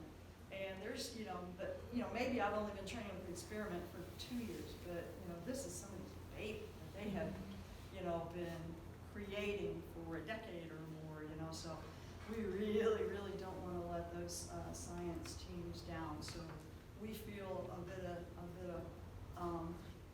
stress for that, but I think it's useful stress, it's because it keeps us on our toes to make sure that we're doing a really good job for the folks that we are representing, because as astronauts, we are the lucky ones who actually get to fly in space, and so because of that, we represent all these other people that have worked so hard to make this mission happen, and so there's a little bit of stress there about, well, I really don't want to mess this up, so. Did I get all that? Yeah, thank you. Sorry, yes. How has being in space changed your outlook on life?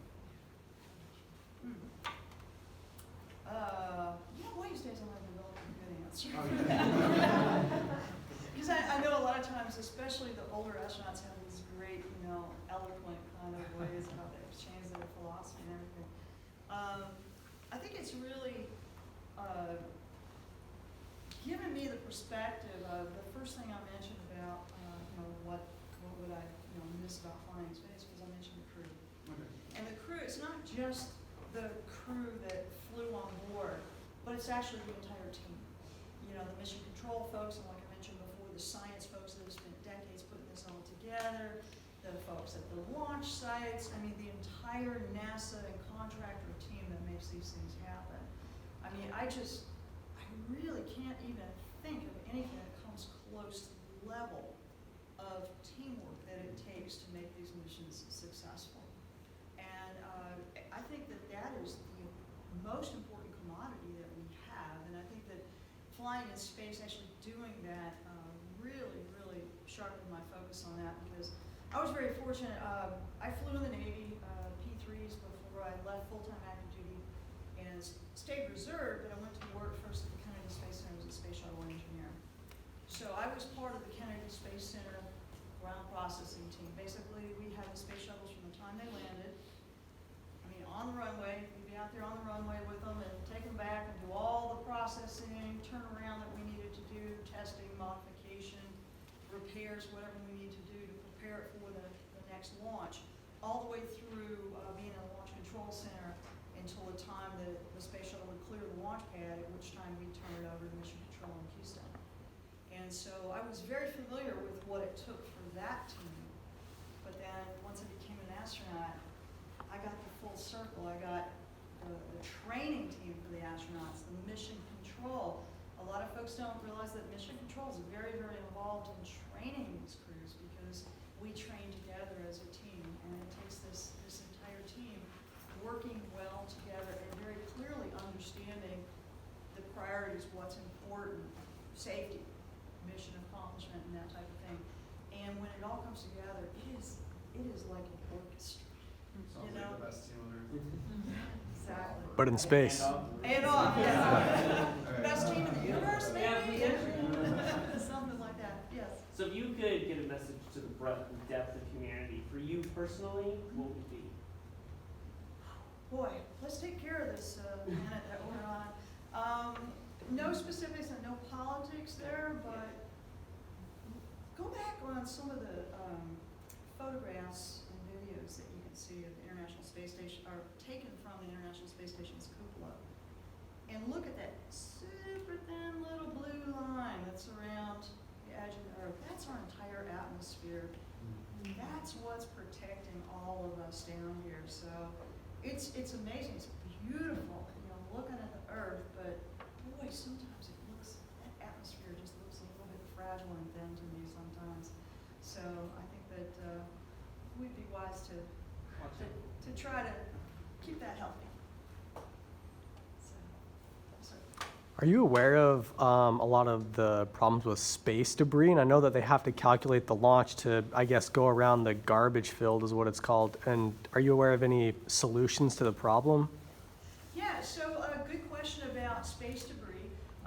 The big things, the big buzz phrases you're going to hear for the next couple of years is space situational awareness. And of course, in the space business, we always have to have acronyms or letters, so the SSA, Space Situational Awareness. And you'll also hear about Space Traffic Management, STM, so SSA, STM. And what that means is navigating around all this stuff, right? Space traffic management, well, you know, just think about when the first airplanes started flying. At first it was like, hey, big sky, no problem. You know, there aren't that many airplanes. Same theory in space, but now what we also have to worry about is sometimes there's certain places in space for, let's say, a satellite that's kind of an optimum place to, say, broadcast stuff back to the United States or whatever. And so we have to be concerned about what happens if there's a satellite up there that explodes and sends debris all over the place. Is that going to be a problem? So far we've only had a few times in our space history that that's caused problems. You can go look up, you know, when a satellite has blown up or been purposely destroyed or whatever. Typically it's not a problem, but sometimes it can be, and we certainly, for our human spaceflight missions, but even commercial satellites, they spend a lot of money, they want that to be successful, they have to watch out for the other stuff. So right now the military, the Air Force has been the group that's been, you know, tracking that, and they have quite a catalog of space debris that we know of in orbit around the Earth. Certainly at any time, some type of debris from an asteroid or, you know, basically meteors, you know, can come through and could cause a problem. So we have to watch out for that kind of stuff. And just as more things start traveling into space, we start sending more space vehicles, more satellites up there. We're going to have to figure out this space traffic management. So at this point, you are correct. We do have to take a look when we're going to launch. We calculate this launch window. This one's very short and small, of course, so that we can minimize the amount of fuel that we have to bring on board so that we don't have to make too many orbit changes. So that way we can maximize the amount of cargo we can bring.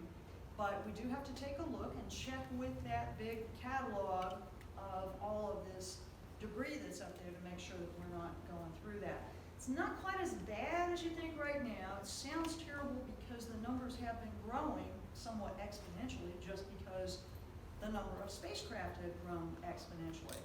But you will see that NASA's going to be part of this, as well as, excuse me, the Commerce Department of the United States government is going to be involved, and of course the military will stay involved as well. As we go forward, the National Space Council has put tasking out there to try to figure out this space situational awareness and space traffic management. So if anybody's got really good ideas about how to do it, let us know. Thank you. Yes. So seeing Earth from orbit, did you experience some special feeling or impression that was unknown to you before? Because I imagine that's got to be a profound feeling. I'm just wondering. Yeah, it is. I'll tell you, on my first mission, I flew as the flight engineer on STS-90. And so, I mean, even all the way up, I had certain tasking, you know, that I had to do. And as soon as we got to orbit again, I had certain things I needed to do. And eventually there got to a point where I had to wait for some temperatures to come up on a piece of equipment. And I'm sitting there waiting, and all of a sudden I started I'd looked out the window before, but it actually gave me time to start looking. It's like, wow, that's kind of neat. I can see the Great Lakes up there. Wait a minute. You can see the Gulf of Mexico down there too, like within one sweep. It was very oblique. You know, it wasn't straight over each, right?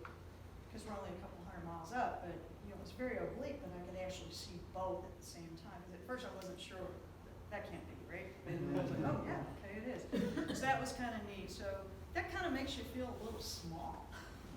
And the funny thing is, once you, space shuttle, or you know, whether it's a Soyuz rocket or whatever, once the engine's cut off and you're actually in orbit, floating in microgravity, you don't feel like you're moving at all. So to give you an example, let's say you're in a passenger seat, not the driver's seat, but you're in the passenger seat traveling in a car on a pretty smooth highway. If you doze off or something and then maybe you wake up, you might not sense that you're moving if it's a pretty comfortable riding car on a smooth highway, because you're moving at the same speed as the car and you don't sense any difference. But then as soon as you look out the window and you see the trees going by pretty fast, it feels like you're sitting still and the trees are moving, or at least the scenery is moving past your window. So that's what it feels like in space. It feels like we're sitting still and the scenery is just going by. So I think that there's just, again, a little bit of an appreciation for, hey, we're pretty small here, being individuals and in an individual spacecraft, although that feeling's a little different on the space station. That's pretty big. It's about the size, the inside's about the size of about a pretty good sized 5-bedroom house. And of course, if you include the solar arrays, it's bigger than a football field. But the sense of, you must be going pretty fast by seeing stuff going by, the scenes going by on the ground. And they're not going by like this, but they're going by like fast enough that if you see something interesting, you better get that picture quickly. Good question. So I know we all have to be up super early, so let's just take one more question. I see one all the way down. I have a real quick question. We figured for the lunch with us? Yes. Oh, absolutely. Ooh, all right. Yay. Yeah. Again, my first professional experience with NASA was as a space shuttle engineer working at the Kennedy Space Center. So I really like launches. I prefer ones that I can be on the spacecraft. But if I can't be on the spacecraft, it's great just to be here to experience a launch in person. Just real quickly, a show of hands. How many people this is your first launch that you've seen? Oh my gosh, this is great! This is fantastic. Okay. Oh boy. All right. So I hope that you can, we're all keeping our fingers crossed for good weather and everything going well tomorrow. But these are operational things, so you know that there's always the potential weather could get us, or some technical issue. And let me tell you, we're just not going to go if it's not safe. It's just not worth it. That's why we have set criteria for that. But I will definitely be there with you because it's really just a neat feeling. Again, you can watch these launches on television or online. You can see them, but to actually see it in person, and then it gets about here before it actually starts. The pressure waves start getting you, and that's just fantastic. So, let's all hope for a great, successful launch tomorrow. And so, go Cygnus and go Antares.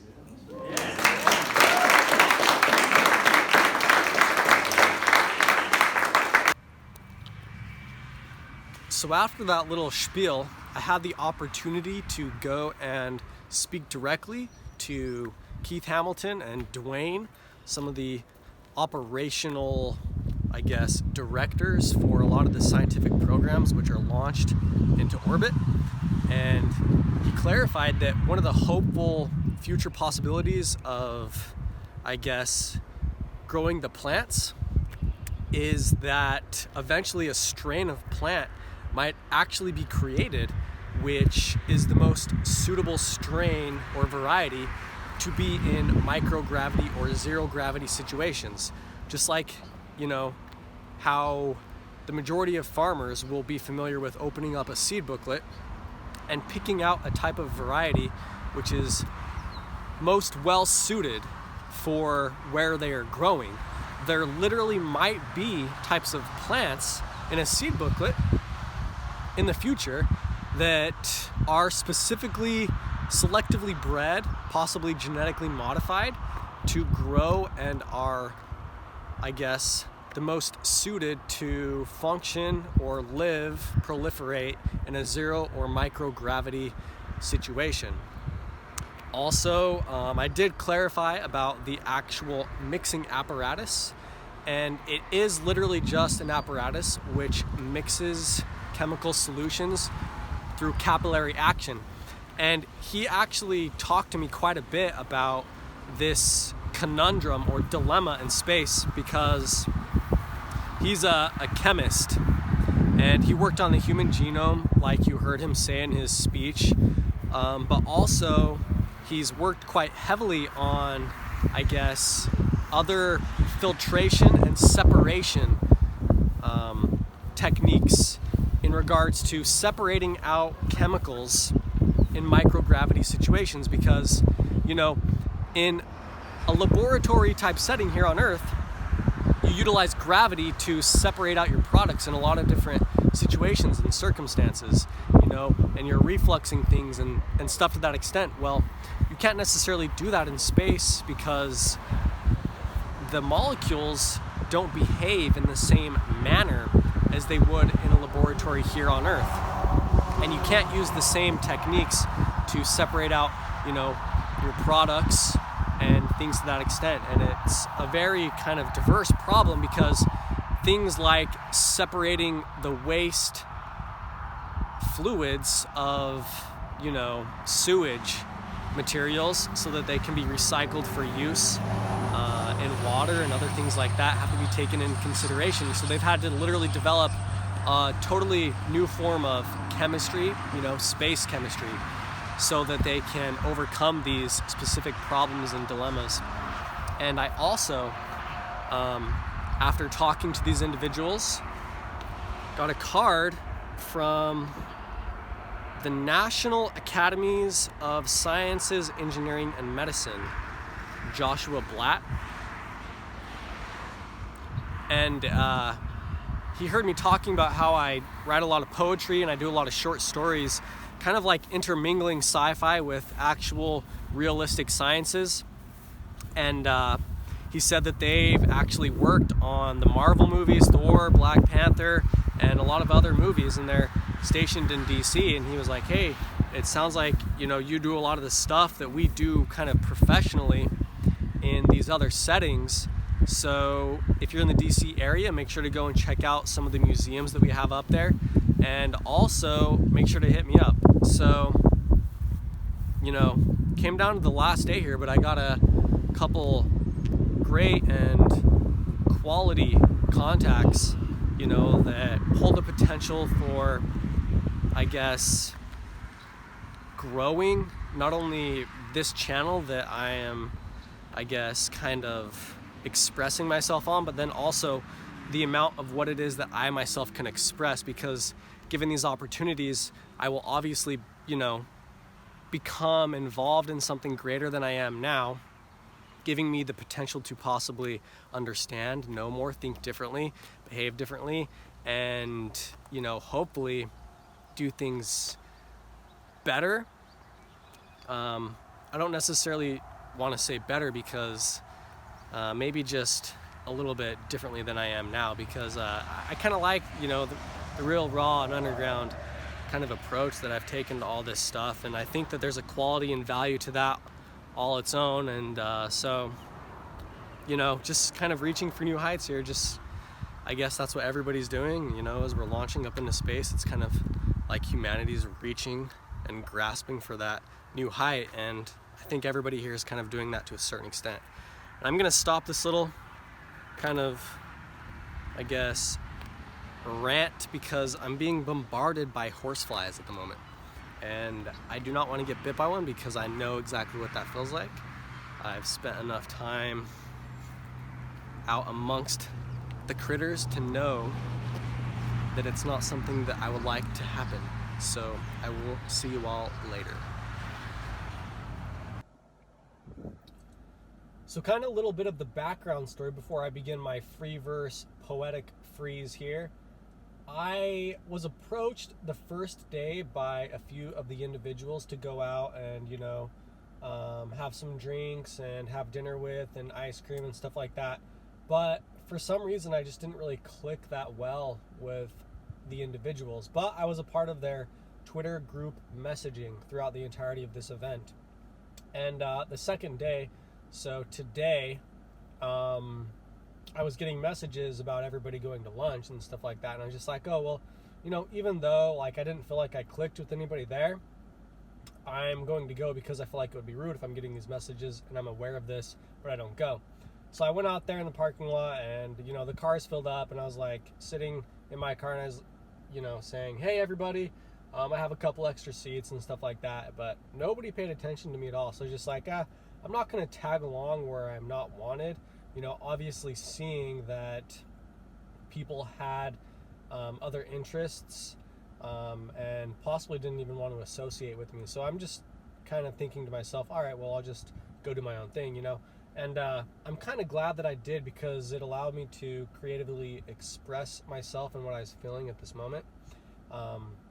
And I wouldn't have obviously been able to do so if I would have been surrounded by a lot of individuals, and I would have been seen as something that was obviously antagonistic towards association in a public setting, which I wouldn't have wanted to have done, and I wouldn't have done, and in doing so I couldn't have done this. So here's my little free verse here. Seeking company in the food I keep, at a loss for words, simply absorbing the experience, solid blocks of color. Will I break the silence, now that I am full of sounds? Satisfied, I move on. I don't know. That's what I came up with. I kind of went and had a espresso at a nice little coffee shop here, and the people there were very nice, and I just felt like that statement right there kind of captured what I was feeling at the time, and also, you know, seeking the solace where I felt that I was going to actually find it and find the company, you know what I mean, and be able to experience kind of some sense of stimulation, like an engaging conversation. But instead of doing that with another person, I was doing it with my food, because I was kind of ostracized a little bit, and not wanting to be somebody that's obviously tagging along and being a nag, you know, saying, hey, take me, where are you guys going, da da da da da. I didn't want to be that person, so I kind of just went off and did my own thing, obviously recognizing that I wasn't something that was extremely wanted. But in doing so, I was able to explore other avenues and come up with this. It may not seem like something that's that momentous, but, you know, just some food for thought. Peace out.